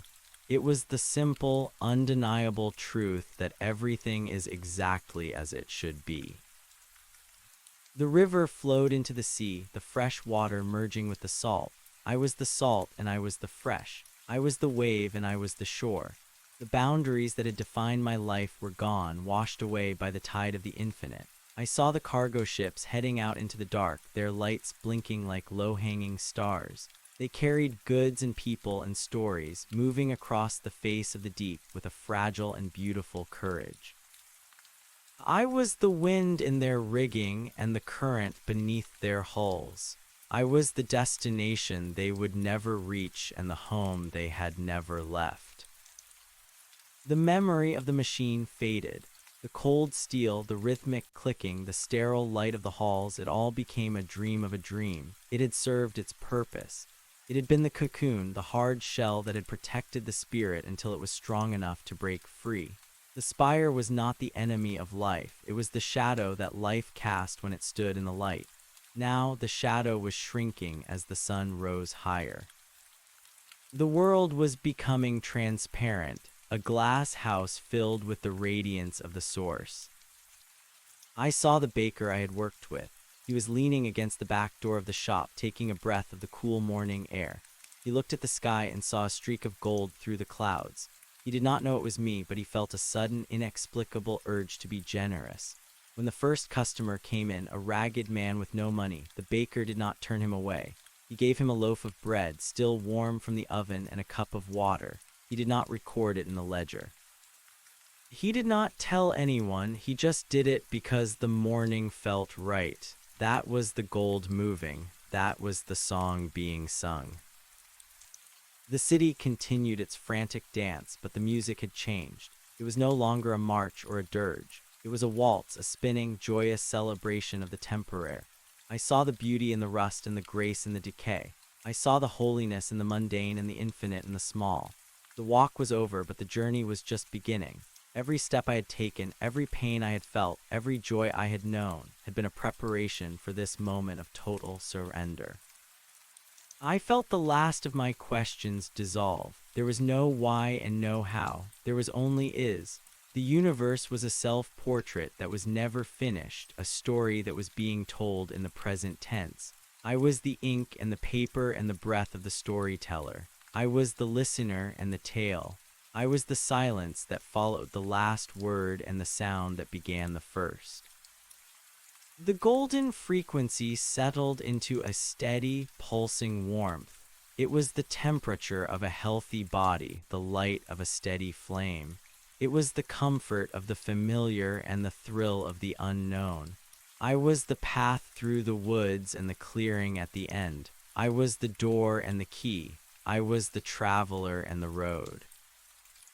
As the sun fully cleared the horizon, the city was bathed in a light so pure it seemed to vibrate. For a single second, everyone stopped. The drivers, the workers, the children, the old. They all looked up, their faces illuminated by the same golden glow. They did not know why they were stopping, only that the world felt different. It felt whole. It felt safe. It felt like home. In that second, the spire was invisible, lost in the brilliance of the morning. I was that second, I was that light, I was that silence. The cycle of the day began in earnest. The noise returned, the traffic flowed, the business of the world resumed. But the golden thread remained, woven into the fabric of the ordinary. It was in the way the light hit the water, the way the wind moved the grass, the way a stranger looked at a stranger. It was the hidden rhythm, the secret pulse, the unspoken promise. I was the ghost in the machine and the soul in the body. I was the mystery that made life worth living. The old man picked up a new piece of wood. It was a rough, knotted branch, full of imperfections and strange twists. He looked at it for a long time, his eyes seeing something that no one else could. He smiled and picked up his knife. He began to carve, not to fix the wood, but to reveal it. He was not making a bird this time. He was making a shape that had no name, a form that captured the movement of the wind and the stillness of the stone. He was making a piece of the universe.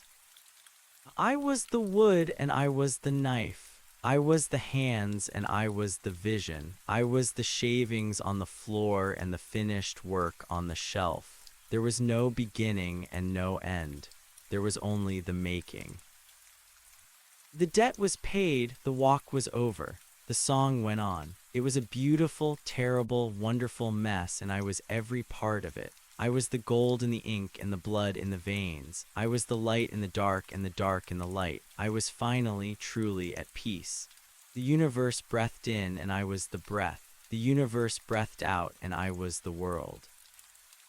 The small wooden bird on the nightstand did not move, but the light around it seemed to shimmer. In the hotel room, the woman finished cleaning and walked to the door. She paused for a moment, looking back at the empty space. She felt a lingering warmth, a sense of a presence that had left something behind. She didn't know what it was, but she felt a sudden, deep gratitude for her life, for the hotel, for the travelers, for the very air she breathed. She closed the door softly, the latch clicking shut with a sound like a period at the end of a long, beautiful sentence. The city roared, the river flowed, the stars turned in their ancient courses. Everything was moving, everything was changing, and everything was exactly where it belonged. I was the movement, and I was the stillness. I was the question, and I was the answer. I was the one who had walked through the fire and found the water. I was the one who had lost everything and found the all. The song echoed through the deep canyons of the streets and over the high peaks of the mountains. It was carried by the birds and the wind and the voices of the people. It was a song of gold and grit, of spirit and stone. It was the song of being alive. And as the light of the new day spread across the world, the song grew louder, a magnificent, soaring anthem that filled the void and made the stars dance. I was the music. I was the silence. I was home. The morning ripened into a full and heavy heat. The gray of the dawn burned away, leaving a sky so blue it felt like an ache in the chest. Down in the streets of the city, the heavy iron gears of the day began to grind. The people moved in their prescribed patterns, a great mechanical dance of survival and habit. They checked their watches, they counted their coins, and they looked at the spire as if it were the sun itself. But the spire was merely a mirror, a hollow thing reflecting a light it could not create. I watched them from the perspective of the dust motes dancing in the sunbeams. I was the friction of their shoes on the pavement and the cooling shadow of the eaves. The baker who had given away the bread felt a strange lightness in his limbs. He went about his chores with a rhythm that felt less like work and more like a pulse. He did not look at the clock. He did not worry about the inventory or the rising cost of grain. He simply felt the dough beneath his palms, the elastic resistance of the life within the flour. He was a man participating in a miracle, though he would have called it a Tuesday. I was the heat of the oven and the smell of the yeast, the invisible bridge between the field and the table. In the spire, an official sat at a desk of polished black stone. He was surrounded by screens that flickered with the data of 1,000,000 lives. He was a man of the ledger, a man who believed that if you could not name a thing, it did not exist. He looked at a graph that showed a microscopic dip in the productivity of a single block near the river. It was an error, a glitch, a tiny tear in the fabric of the system. He tried to delete it, but the cursor would not move. He tried to refresh the screen, but the image remained. He felt a bead of sweat roll down his neck. For the first time in his life, he felt a sense of dread that had nothing to do with his superiors. It was the dread of the unknown, the fear of a world that refused to be calculated. I was the sweat on his skin and the ghost in his machine. The river continued to pull at the banks, a slow and patient erosion that whispered of the end of all cities. The silver coin in the mud was being claimed by the water. A layer of silt settled over it, burying the face of the long-dead king who had ordered its minting. The value was gone, replaced by weight and texture. It was becoming a part of the geology of the place, a hidden seed of metal that would one day be compressed into the deep layers of the earth. I was the current that moved the silt and the darkness that swallowed the silver. I felt the woman from the hotel as she walked through a small park on her way to her apartment. She sat on a bench and watched a group of children playing near a fountain. They were shouting and running, their movements chaotic and beautiful. They did not have ledgers. They did not have debts. They only had the moment and the air in their lungs. One of the children, a girl with tangled hair and a bright red ribbon, stopped and looked directly at the bench. She did not see the woman and she did not see me, but she saw the way the light caught the spray of the water. She laughed, a clear and bell-like sound that shattered the silence of the park. The woman on the bench felt a sudden surge of joy so intense it brought tears to her eyes. She did not know why she was crying, but she did not try to stop. She let the salt water run down her cheeks, a quiet offering to the day. The old man in the forest was sitting on his porch, his eyes closed. He was listening to the wind in the pines. It was a sound like the ocean, a vast and rolling sigh that spoke of the distance between the stars. He was not thinking about the bird he had carved or the man who had visited him. He was not thinking at all. He was simply being. He was a part of the porch, a part of the trees, a part of the sky. The boundaries of his body had become porous, allowing the world to flow through him like water through a sponge. I was the air in his lungs and the stillness in his heart. I saw the city from 1,000 angles at once. I saw the cats stalking through the alleys and the rats nesting in the basements. I saw the lovers holding hands under the bridges and the mourners standing by the open graves. I saw the beauty in the decay, the way the moss grew in the cracks of the stone, the way the rust created patterns of deep orange and red on the iron railings. The city was a living thing, a coral reef of human ambition and frailty. It was breathing, eating, and dreaming. It was a masterpiece of imperfection. The spire began to vibrate again. It was a low frequency, something felt in the teeth and the marrow. The administrators panicked. They checked the foundations, they tested the air, they looked for enemies at the gates. But there were no enemies. There was only the resonance of the world. The building was trying to stand still in a universe that was constantly moving. It was trying to be eternal in a world defined by change. The vibration was the sound of the spire trying to remember how to be stone again. It was the sound of the glass wanting to shatter and return to the sand. I was the crack that appeared in the high window of the council chamber. It was a small, zigzagging line, nearly invisible to the naked eye. But it was there. It was the beginning of the end of the illusion. The light of the sun hit the crack and refracted into a rainbow that fell across the floor, a splash of color in a room of gray and black. The officials stared at it as if it were a bomb. They did not understand that the rainbow was more powerful than any law they had ever written. It was a reminder that the light could not be contained, that the colors could not be separated, that the world was a single, unified expression of energy. I felt the hunger of the city and its satisfaction. I felt the exhaustion of the laborers and the restlessness of the idle. I was the grease on the gears and the steam in the pipes. I was the secret whispered in the dark and the shout heard in the square. There was no part of the human experience that was alien to me. I had been the man on the bridge, the baker in the shop, the traveler on the road. Now I was the context for all of them. I was the space in which they moved and the time in which they lived. The sun reached its zenith. For a moment there were no shadows. The world was flat and brilliant, a white-hot intensity that stripped away the details and left only the essence. In that moment the ledger was blank, the debts were forgot, the names were erased. There was only the presence of the now, a burning, glorious reality that defied description. I was the heat of the sun and the coolness of the deep wells. I was the peak of the day and the promise of the evening. As the sun began its long descent toward the western horizon, the shadows returned, long and blue and elegant.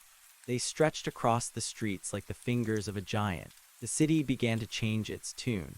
The frantic energy of the morning gave way to a slower, more melodic rhythm. The shops closed their doors, the lights flickered on in the windows, and the smell of cooking fires filled the air. It was the time of returning, the time of coming home. I followed the woman from the hotel as she reached her small apartment. She let herself in and sat in the dark for a long time, not bothering to turn on the lamp. She looked out at the lights of the city, the thousands of tiny sparks that represented 1,000 different lives. She felt a connection to all of them, a thin and golden thread that bound her to the baker, the child in the park, the old man in the forest, and the man who had once stood on the bridge. She realized that she was never alone, that she was part of a vast and intricate web of being. She smiled in the darkness, a quiet and satisfied smile. The old man in the forest stood up and went inside his cabin. He lit a single candle and sat at his table.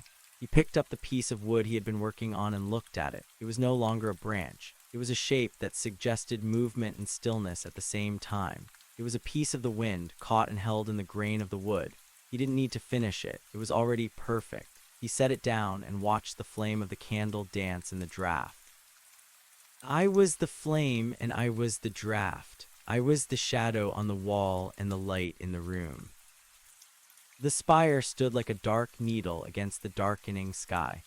Its lights were harsh and cold, a defiance of the natural order, but even the spire was softening. The vibration had settled into a steady hum, a reconciliation between the stone and the song. The officials had given up for the night, leaving the machines to run their useless calculations. The ledgers continued to click and whir, but nobody was listening. The truth had already escaped.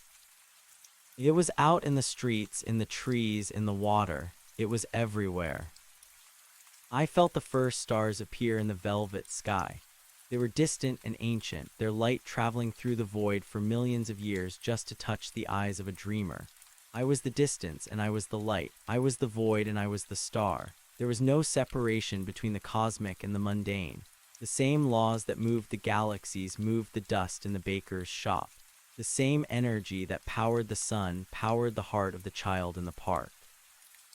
It was all one thing, a single, unfolding event of unimaginable scale and beauty.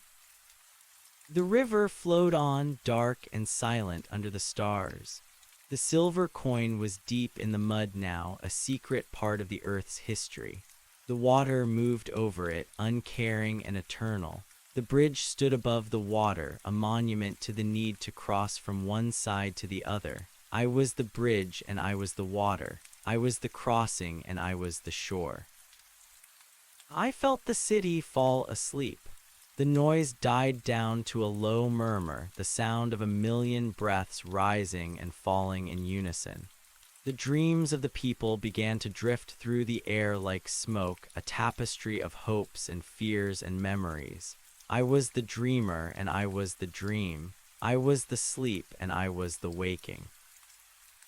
There was no longer any need for words. The story had told itself.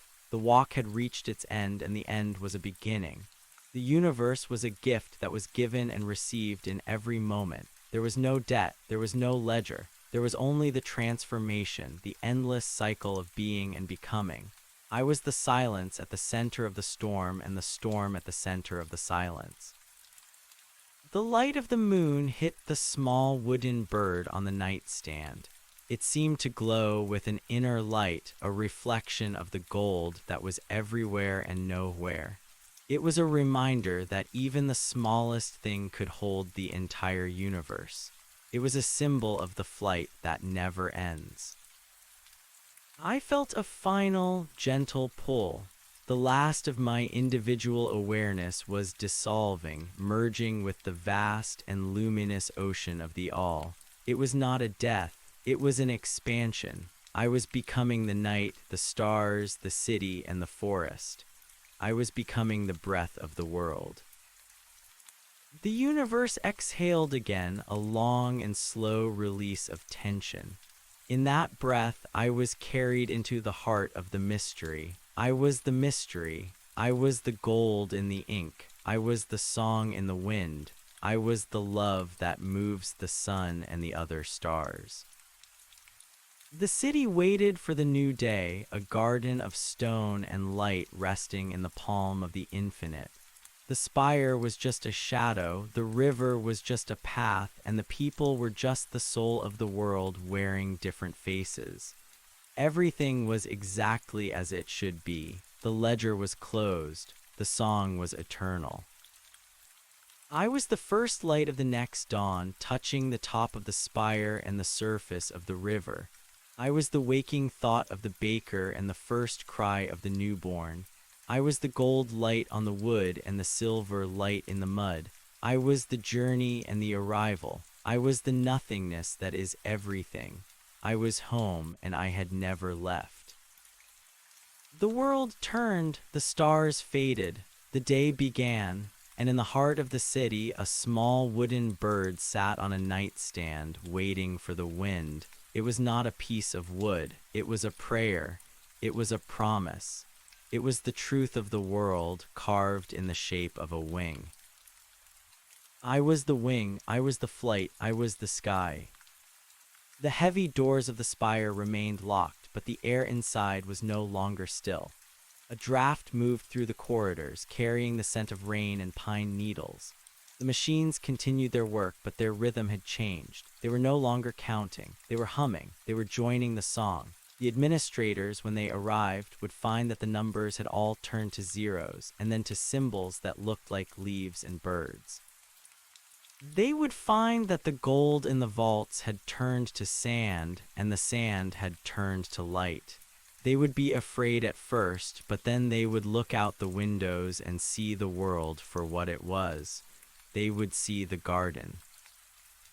The woman from the hotel woke up and looked at the leaf on her bedside table. It was still bright yellow, a piece of the sun held in the palm of her hand. She felt a deep and abiding peace. She knew that she was part of something vast and beautiful, something that could never be measured or taken away. She got out of bed and walked to the window. The city was bathed in the gold of the morning, and for the first time in her life, she didn't see a prison. She saw a playground. The old man in the forest was already awake. He was sitting on his porch, watching the real birds fly through the trees. He didn't need to carve anymore. He had found the shape of the world in his own heart. He watched the light move across the floor of the forest, a slow and silent tide of gold.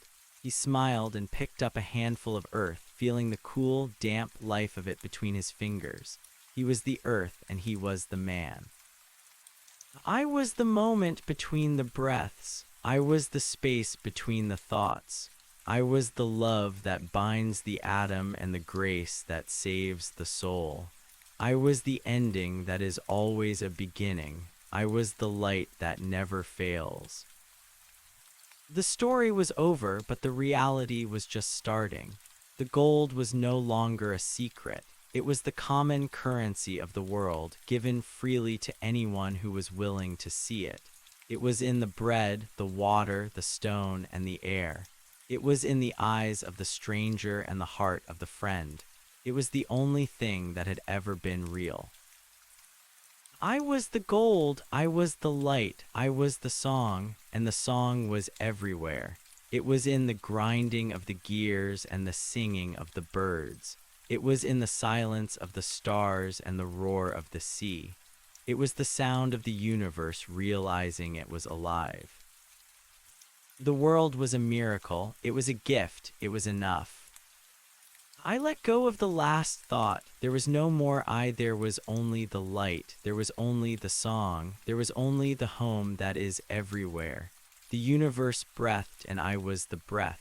The universe lived and I was the life. Everything was gold, everything was grace, everything was one. The morning air carried the scent of wet stone and the sharp, green promise of the riverbanks.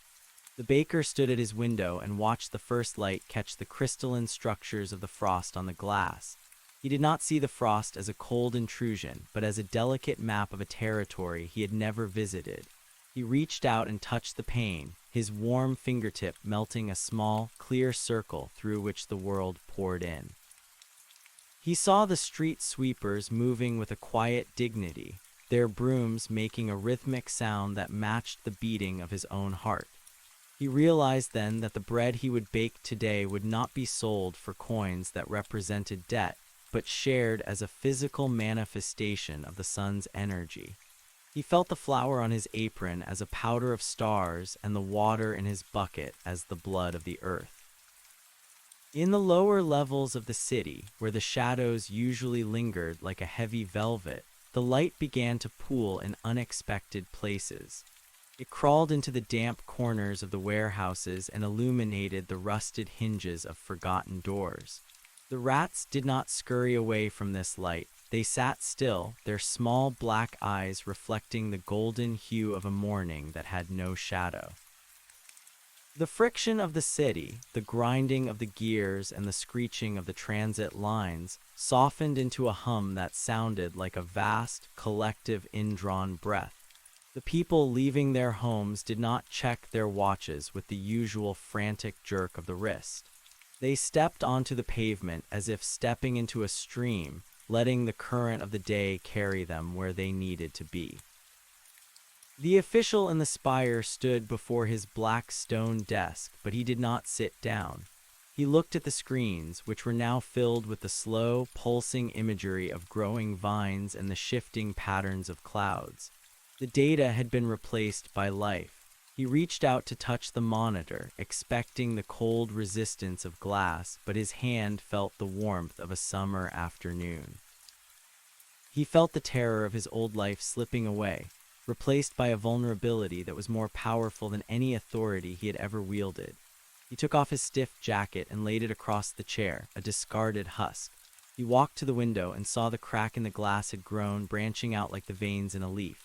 He pressed his forehead against the cool surface and wept not for what was lost, but for the sheer weight of the beauty he had spent a lifetime ignoring. The river was rising, fed by rains that had fallen in the mountains weeks ago. It moved with a heavy, muscular grace swirling around the pylons of the bridges. The silver coin in the mud was now a part of the deep silence of the riverbed. It no longer represented a value that could be traded for labor or time. It was a weight, a density, an anchor for the silt that gathered around it. Small fish darted over it, their silver scales flashing in the murky depths, momentary sparks of life that were worth more than the metal beneath them. The water whispered to the banks, telling stories of the high peaks and the melting snow, of the long journey to the sea where all things eventually became one. The woman from the hotel walked down the stairs and into the lobby. The clerk did not ask for her key or check the ledger. He simply nodded to her, a gesture of recognition between two travelers who had reached the same destination. She walked out into the street and felt the texture of the air against her skin. It was thick with the vibration of the city, a resonance that felt like a low note played on a cello. She found herself walking toward the river, drawn by the sound of the water and the sight of the birds circling above the docks. She saw the man who had stood on the bridge, but he was no longer looking down. He was looking up, his face bathed in the radiance of the new day. They did not speak, but as they passed each other, their shadows touched and merged for a fleeting second, a silent acknowledgement of their shared humanity. Deep in the forest, the old man sat on his porch and watched a deer emerge from the thicket. The animal did not fear him. It walked to the edge of the clearing and lowered its head to drink from a pool of rainwater that had gathered in the hollow of a stump. The man felt the cool water in his own throat. He felt the strength in the deer's legs and the alertness in its ears. The boundary between his skin and the air had vanished completely. He was the moss on the north side of the trees and the sap running beneath the bark. He was the ancient stones that held the heat of the yesterday and the new shoots of fern pushing through the leaf litter. He closed his eyes and saw the city as a cluster of glowing embers in the distance, a fire that was finally beginning to burn with a steady, clean flame. The spire continued to hum, but the sound was no longer a warning. It was a lullaby for the old world.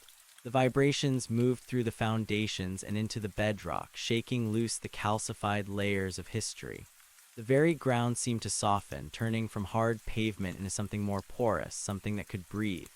In the parks, the grass grew with a visible urgency, the green blades pushing through the cracks in the walkways. The children played among the ruins of the old order, using the discarded ledgers as paper boats to float in the fountains. Their laughter was the new law, a code written in the air that required no enforcement. I was the movement of the clouds and the stillness of the shadows. I was the breath of the dog sleeping in the doorway and the pulse of the electricity in the wires. The distinction between the creator and the creation had dissolved. Every action was a stroke of a brush on an infinite canvas. Every word was a note in a symphony that had no beginning and no end. I felt the hunger of the city being fed by the generosity of the fields. I felt the exhaustion of the night being washed away by the clarity of the morning. There was no more waiting for a future that would never arrive. There was only the unfolding of the present, a blossom opening in slow motion. The baker pulled the first loaves from the oven. The crusts were a deep, rich brown, patterned with the natural fractures of the heat. He broke a loaf in half and the steam rose in a white cloud, smelling of earth and life. He stepped outside and set the bread on a low wall, leaving it for anyone who passed by. He did not need to be thanked. The act of giving was the reward itself, a completion of the cycle that had started with a seed in the ground. He watched a young boy take a piece, the child's face lighting up with a simple, uncomplicated joy.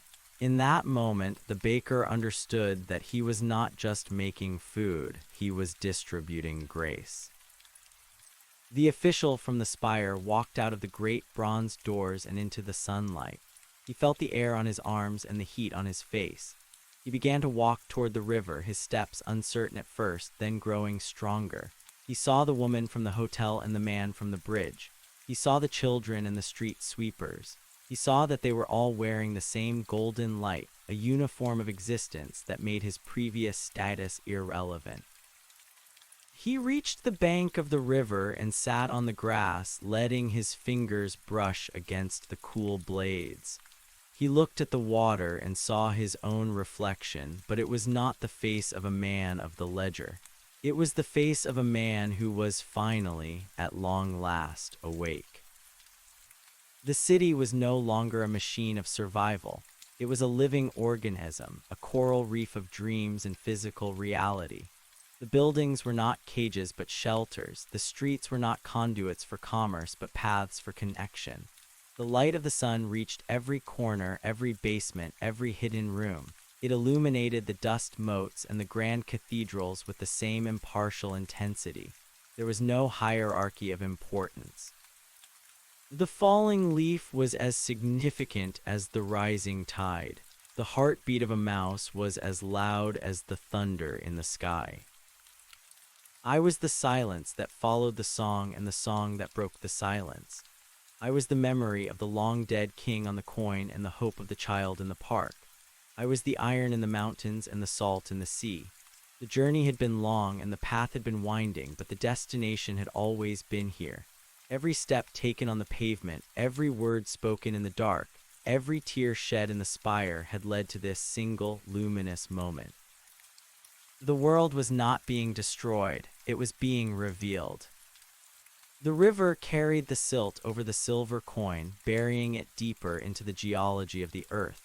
In 1,000 years, it would be a vein of ore, a secret waiting to be found by another age. But for now, it was simply weight. It was part of the foundation. The bridge above it hummed with the passage of feet and the vibration of the wind. The people crossing it were no longer moving from one task to another. They were moving from one experience to another, savoring the feeling of the wind in their hair and the solidness of the stone beneath their boots. The old man in the forest stood up and walked into the trees. He did not need a path. He knew the woods as he knew his own hands. He walked until he reached a high ridge that looked out over the valley. He saw the city in the distance, no longer a dark spire of stone, but a shimmering cluster of light and life. He saw the river winding like a silver thread through the green expanse of the world. He breathed in the scent of the pines and the cold, clean air of the heights. He was not an old man anymore. He was the mountain. He was the valley. He was the sky. I felt the last of the tension leave the world. The great mechanical dance had become a fluid, natural movement. The prescribed patterns had been replaced by the spontaneous choreography of the heart. The clocks in the city continued to tick, but they were no longer measuring time. They were simply marking the rhythm of the universe, a steady, comforting pulse that reminded everyone they were alive. The coins in the pockets of the people felt like warm stones, their value redefined by the touch of the hand rather than the mark of the mint. The sun began to climb higher, turning the gold of the morning into the brilliant white of the day. The shadows retreated to the base of the walls, waiting for their turn to return. The woman from the hotel sat by the river and watched the water flow past. She felt a deep sense of belonging, a connection to the earth that was as solid as the rocks and as fluid as the current. She knew that the story would continue, that the day would turn to night and the night to day, but she was no longer afraid of the change. She was the change. I was the light on the water and the wind in the trees. I was the heat of the oven and the cold of the deep wells. I was the beginning and the end and everything in between. The world was a single, unified expression of energy, a masterpiece of imperfection that was perfectly whole. The ledger was closed, the debt was paid, and the song was eternal. There was nothing left to do but be. There was nothing left to say but the silence. The spire stood as a monument to what had been, its cold stone now warmed by the sun. The crack in the window had become a beautiful pattern, a map of the new world written in light. The machines in the dark rooms were silent now, their purpose fulfilled by the simple act of stopping. The administrators were out in the streets, learning how to walk again, learning how to breathe. The city was a garden, and the garden was the world. The small wooden bird on the nightstand did not move, but it seemed to vibrate with the energy of the room. It was a symbol of the flight that had already taken place, the journey from the stone to the wing. It held the entire universe in its grain, a promise that the light would always find a way to express itself. It was a prayer carved in wood, a silent shout of joy that echoed through the quiet apartment.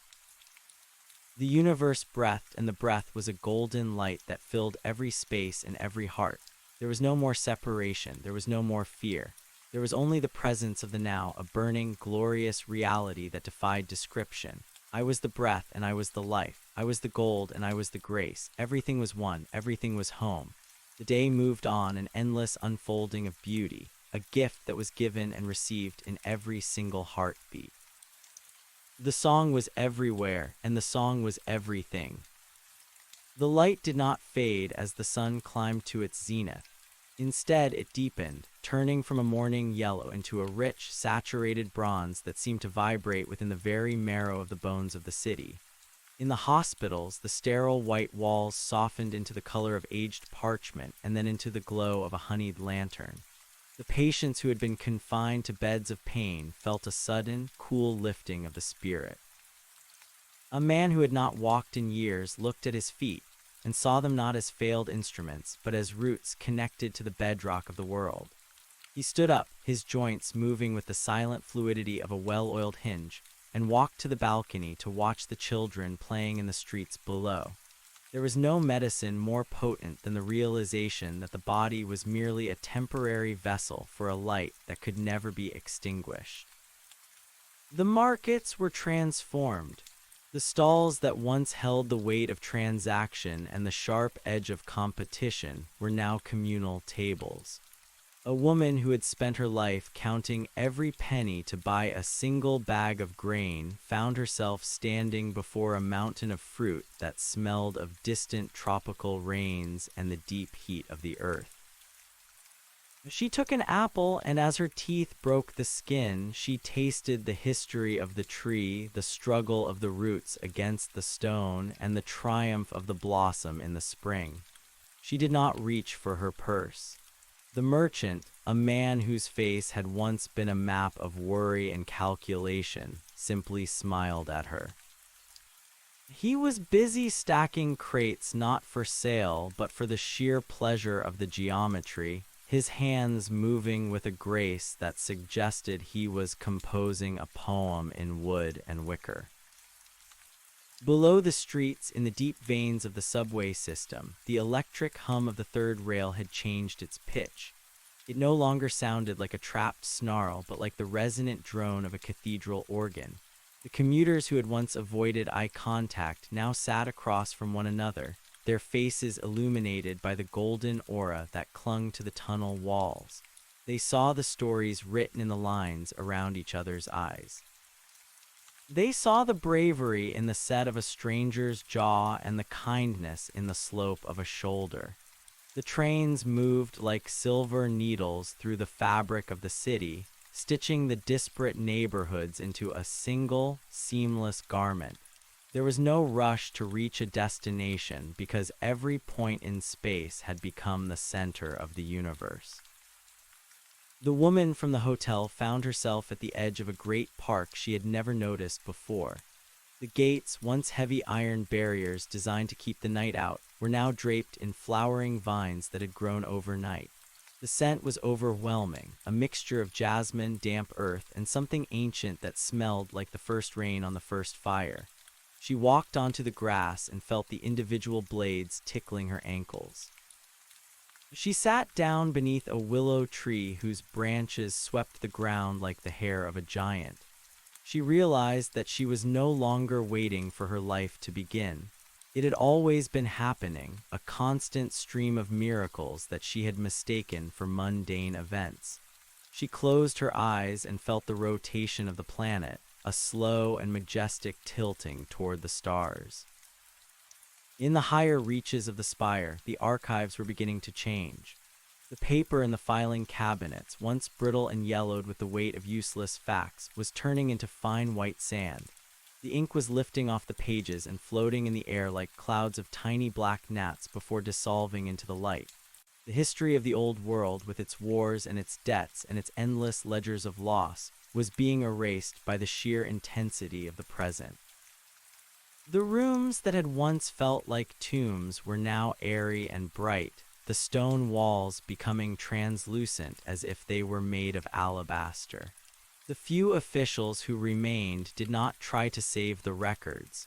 They stood by the windows and watched the birds, realizing that a single wingbeat contained more truth than all the books ever written. The old man in the forest reached the highest point of the ridge and sat on a flat stone that was warm from the sun. He looked down at his hands. They were gnarled and scarred, the skin like the bark of the oaks he had spent his life carving. He realized that he had been trying to capture the world in wood because he was afraid of losing it, but now he saw that nothing could ever be lost. The tree he had cut down lived on in the bird that nested in its stump and the fungus that turned its heartwood back into soil. He was a part of that cycle, a brief flare of consciousness in the long dark of time. He felt a profound gratitude for the struggle, for the cold winters and the lean years, because they had prepared him to recognize the brilliance of this final summer. The river continued its journey, widening as it approached the delta. The water was no longer a muddy brown but a clear, shimmering turquoise that revealed the secrets of the bottom. The shipwrecks of old commerce, the rusted hulls of tankers, and the rotted piers of forgotten ports were being reclaimed by the water. Coral-like structures were growing over the iron, and schools of fish moved through the shattered portholes like thoughts moving through an old memory. The river did not care about the boundaries of the land or the names of the cities it passed. It only cared about the gravity that pulled it toward the sea and the sun that pulled it toward the sky. It was a bridge between the earth and the heavens, a moving road made of liquid light. I was the sound of the wind moving through the empty offices of the skyscrapers. I was the feeling of the sun on the back of a sleeping cat. I was the precise moment the seed decided to break its casing and reach for the dark soil above. There was no longer any need for words to describe the state of the world, for the world was describing itself in a language of color and vibration. The tension that had held the human heart in a grip of iron for centuries had snapped, leaving behind a lightness that felt like flight. Every breath was a celebration, every movement a dance. The old distinctions between the sacred and the profane had vanished. A cup of water was as holy as a prayer, and the act of walking across a street was a pilgrimage. The baker finished his work and walked out into the square. He saw the official from the spire sitting on a bench, staring at a fountain that was now overflowing with clear, sparkling water. The baker sat down beside him and broke a piece of bread, handing it to the man who had once been his master in name only. They ate in silence, the taste of the grain and the warmth of the sun creating a bond that no law could ever forge. They were just two men on a planet spinning through the void, and that was enough. The official looked at the baker and saw not a servant or a subject, but a brother. The walls of the city were still there, but they were no longer borders. They were the bones of a home that belonged to everyone. The light began to shift toward the amber of the afternoon. The shadows lengthened, but they were not dark. They were deep pools of violet and blue, places of rest and reflection. The birds began their evening songs, a complex counterpoint to the rhythmic breathing of the city. The woman from the hotel stood up from under the willow tree and began to walk back toward the center of the town. She felt as if she were walking through a dream, but a dream that was more real than the waking world she had left behind.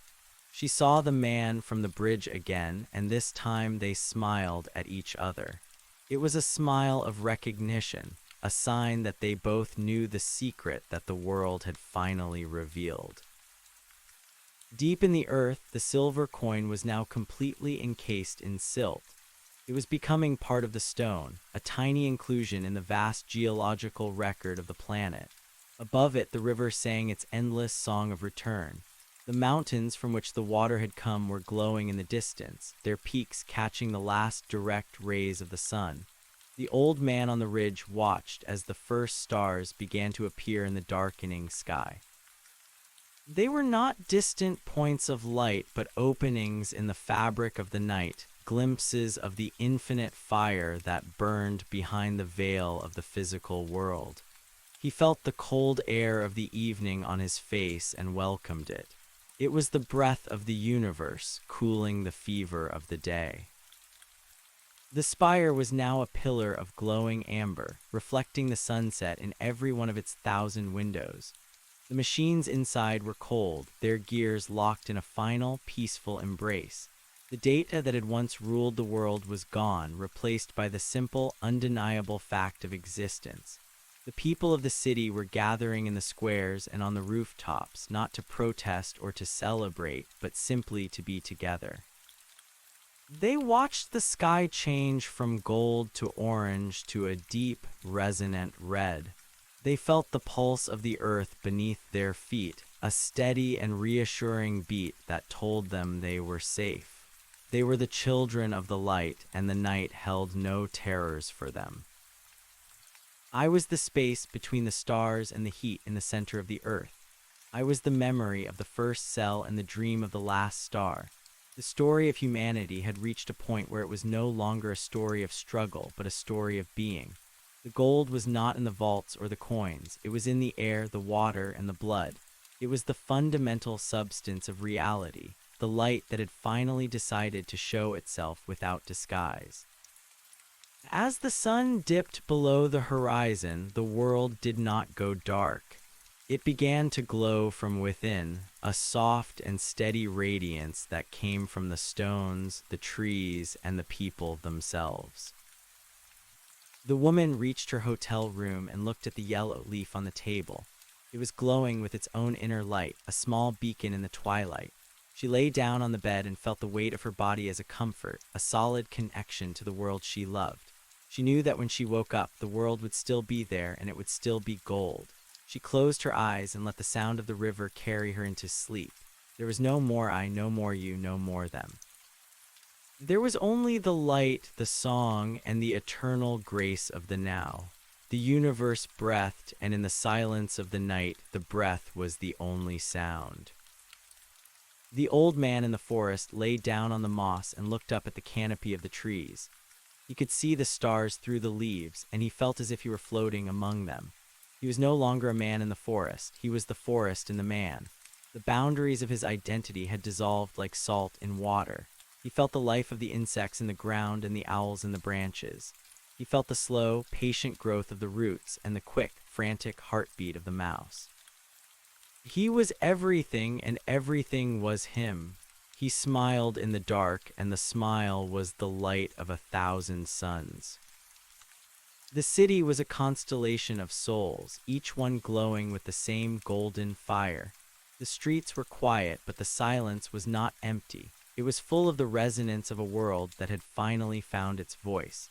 The song was no longer a melody that could be heard with the ears. It was a vibration that could be felt in the heart. It was the sound of the universe loving itself, a harmony that had no beginning and no end. The gold was the currency of this love, given and received in every moment, in every breath, in every thought. As the deep night settled over the land, the light did not fail. It settled into a steady, rhythmic pulse like the breathing of a sleeping child. The river continued to flow, the mountains continued to stand, and the city continued to glow. The world was a miracle, and the miracle was enough. There was no need for more. There was no need for anything else. The journey was over, and the journey was just beginning. Every atom was a sun, every soul was a god, and every moment was eternity. The light was the gold was the song, and the song was home. The universe lived, and in that living, everything was grace. Everything was one. Everything was. The transition from the deep night into the first true dawn of the new era was not marked by a change in brightness, but by a change in the quality of the air itself. It felt thicker, more nourishing, as if the oxygen had been laced with the scent of crushed herbs and the electric charge of a coming storm that never broke.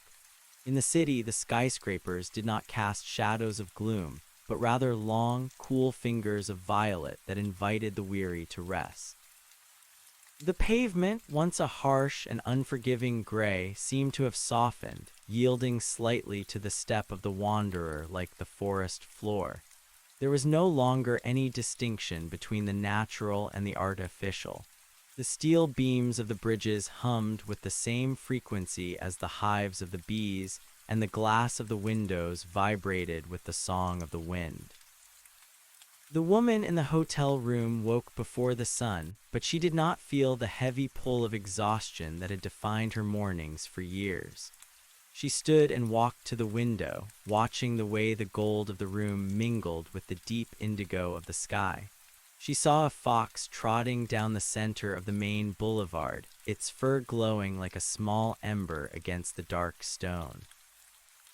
The animal stopped, looked up at her window, and for a moment they shared a single thought of mutual existence. There was no fear in the creature, and there was no predatory instinct in the woman. They were simply 2 points of light observing one another in a universe that had finally decided to be kind. In the center of the city, the great fountain that had been dry for decades began to pulse with a rhythmic surge. The water did not just fall, it leaped, catching the starlight and spinning it into silver threads. People began to emerge from their homes, not driven by the shrill command of an alarm clock, but by the gentle invitation of the morning. They moved toward the water, their faces clear and their eyes bright. They spoke in low tones, their voices blending into a murmur that sounded like the rustle of leaves. They talked of dreams they had shared, finding that the boundaries of their individual minds had become porous during the night. One man described a mountain of glass he had climbed, only to have a woman tell him she had been the one waiting at the summit with a cup of cold water. The administrators who had once lived in the high reaches of the spire were now among the crowd. They wore the same simple clothes as the bakers and the tailors, their hands no longer stained with the ink of bureaucracy, but clean and open. They looked at the buildings they had once managed and saw them not as assets or liabilities, but as shells that had protected the life within. They felt a sense of immense relief, the kind of lightness that comes when a heavy pack is finally set down after a long journey. One former director of the mint found a smooth stone on the ground and turned it over in his palm. He realized that this stone, shaped by the river and warmed by the sun, held a value that no number on a screen could ever represent. He handed it to a child, and the exchange was the most honest transaction of his life. The baker returned to his oven, but he did not bake for profit. He baked because the smell of rising dough was a prayer and the heat of the fire was a comfort. He left the doors of his shop open, and the bread was taken by whoever was hungry. In return, he found that his woodpile was always replenished and his flour bins were never empty. The cycle of giving and receiving had become as natural as breathing. There was no ledger, no debt, and no worry. The economy of the city had become an economy of the heart, where the only currency was the willingness to contribute to the whole. He sang as he worked, and his voice joined with the voices of the people in the street, creating a tapestry of sound that rose toward the brightening sky.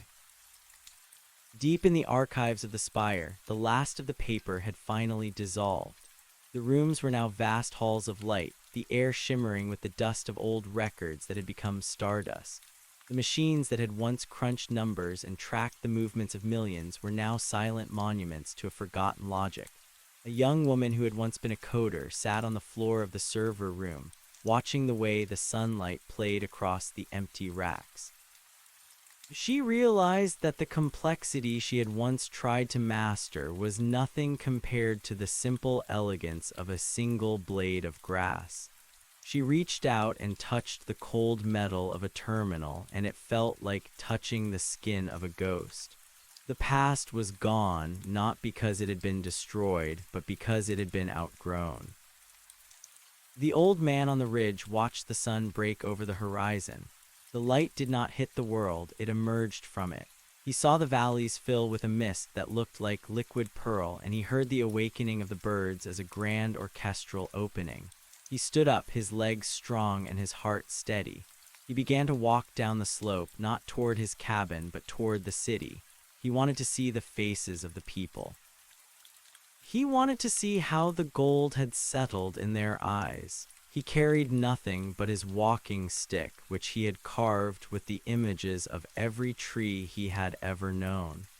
As he walked, the stick seemed to grow lighter until it felt like he was being guided by the wood rather than leaning on it. The river was now a highway of light, carrying the debris of the old world toward the sea.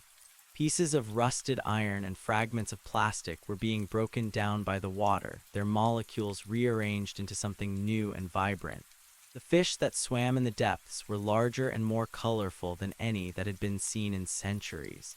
They moved in perfect unison, a silver ribbon that wound through the underwater canyons.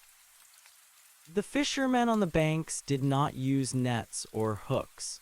They sat and watched the water, and occasionally a fish would leap into the air as if to acknowledge their presence.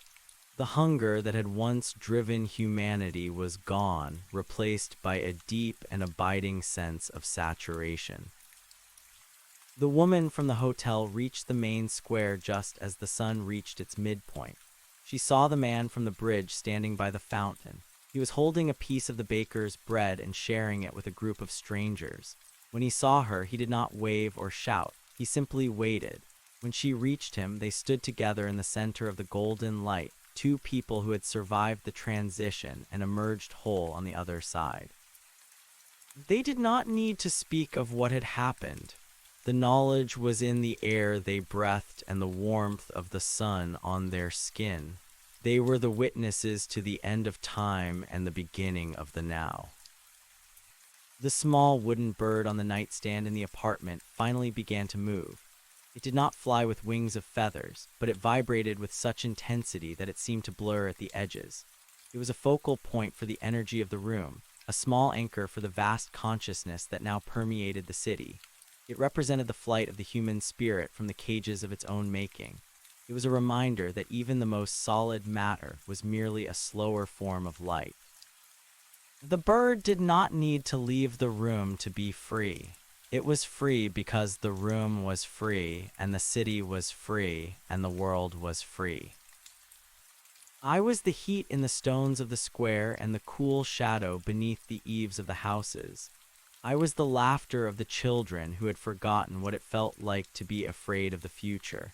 I was the steady, rhythmic beating of a million hearts, all synchronized to the pulse of the earth. The separation that had defined human existence for millennia was a memory that was rapidly fading. There were no more borders, no more languages of exclusion, no more walls of the mind. There was only the presence of the eternal, a golden reality that was as solid as a mountain and as fluid as a dream. The day progressed not toward an end, but toward a deepening of the experience. The light did not fade as the afternoon wore on. It became more concentrated, turning the world into a masterpiece of saturated color. The greens of the trees were so deep they seemed to hum, and the blues of the sky were so clear they looked like the surface of a pristine ocean. The people of the city gathered for a meal in the great park, bringing whatever they had to share. There was no hierarchy at the table. The former kings sat with the former beggars, and they found that they liked the same stories and laughed at the same jokes. The labels that had once divided them had been washed away by the golden rain of the morning. The old man from the ridge arrived at the gates of the park just as the sun began its slow descent. He was greeted not as a stranger, but as a long-lost father. People made way for him, their faces lit with a reverence that was free of fear. He sat on the grass and told them about the trees, about how they spoke to each other through their roots, and how they waited for the light with a patience that humans were only now beginning to understand. He told them that the world had always been this beautiful, but that they had been too busy looking at their own reflections in the dark glass of their greed to see it. They listened with their hearts, and the wisdom of the forest became the wisdom of the city. The spire began to glow with a soft, internal radiance as the evening approached. It was no longer a symbol of power or control, but a lighthouse for the soul. The light it emitted was not artificial. It was the collected energy of every person who had ever looked up at it and hoped for something better. It was a monument to the endurance of the human spirit, a testament to the fact that even in the deepest darkness, the light is never truly gone. It is only waiting for the moment when it is allowed to shine. The windows of the spire acted as prisms, casting rainbows across the rooftops and into the narrowest alleys of the town. The woman and the man from the bridge walked along the riverbank as the first stars appeared. The water was still turquoise, reflecting the constellations in a way that made it impossible to tell where the earth ended and the heavens began. They sat on a bench and watched the world settle into its new rhythm. They felt the rotation of the planet as a gentle rocking motion, a cosmic cradle that held them safe in the vastness of space. They knew that the night would be long and peaceful, and that the dawn would bring even more wonders than the day that had just passed. They were no longer afraid of the dark, for they had become the light. The machines in the deep rooms were now covered in a fine layer of golden dust. Their circuits were cold, their processors silent. They had been built to calculate the impossible and to manage the unmanageable, but they had been rendered obsolete by the simple act of being. The intelligence that now guided the world was not made of silicon and code, it was made of love and awareness.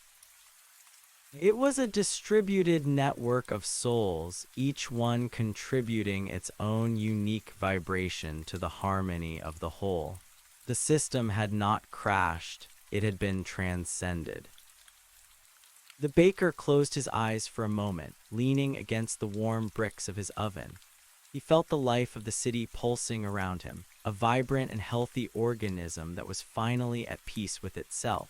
He thought of the years he had spent worrying about the price of grain and the demands of his creditors, and those memories felt like scenes from a movie he had seen a long time ago.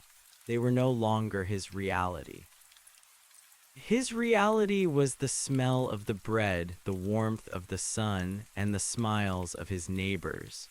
He was a part of the song, and that was all he had ever wanted to be. The universe breathed, and the breath was a golden light that filled every space and every heart. There was no more separation, there was no more fear.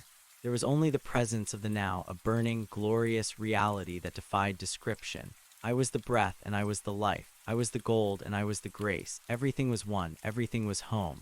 The day moved on, an endless unfolding of beauty, a gift that was given and received in every single heartbeat. The song was everywhere, and the song was everything. The final remnants of the old world's architecture began to blend into the landscape. The hard edges of the buildings softened, and the glass became as clear as the air. The city was no longer a scar on the face of the earth. It was a jewel set into the green velvet of the valley. The animals that had once shunned the presence of man now moved freely through the streets, their wildness tempered by the new atmosphere of peace. A deer grazed on the lawn of the old courthouse, and a hawk perched on the railing of the spire, its keen eyes watching the movement of the golden clouds. The woman stood up and looked toward the horizon. She saw the light of 1,000 fires, but they were not fires of destruction. They were the fires of the human spirit burning brightly in the night. She felt a deep sense of belonging, a connection to the earth that was as solid as the rocks and as fluid as the current. She knew that the story would continue, that the day would turn to night and the night to day, but she was no longer afraid of the change. She was the change. I was the light on the water and the wind in the trees. I was the heat of the oven and the cold of the deep wells. I was the beginning and the end and everything in between. The world was a single, unified expression of energy, a masterpiece of imperfection that was perfectly whole. The ledger was closed, the debt was paid, and the song was eternal. There was nothing left to do but be. There was nothing left to say but the silence. The stars above were not distant suns, but familiar friends, their light reaching down to touch the faces of the sleepers. The moon was a silver coin that no one wanted to spend, a silent witness to the beauty of the world. The mountains stood as guardians of the silence, their peaks white with the snow of 1,000 winters and the promise of 1,000 springs. The world was a garden, and the garden was the world. As the deep night settled, the golden radiance did not dim. It merely softened, becoming a gentle glow that invited the world to dream.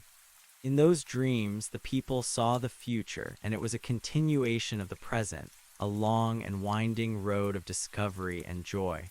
They saw themselves traveling to the stars and diving into the depths of the oceans, always carrying the light with them.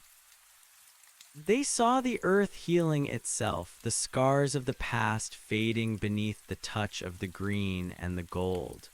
They saw a universe that was not a cold and empty void, but a warm and welcoming home. The woman from the hotel closed her eyes and felt the heartbeat of the man beside her. It was the same heartbeat as her own, the same heartbeat as the river, and the same heartbeat as the stars. They were the three notes of a single chord, a harmony that resonated through the fabric of existence. They were the gold and they were the grace. They were the story that would never end, the song that would never fade. The universe breathed, and in the silence of the night, the breath was the only sound. Everything was one. Everything was home. Everything was.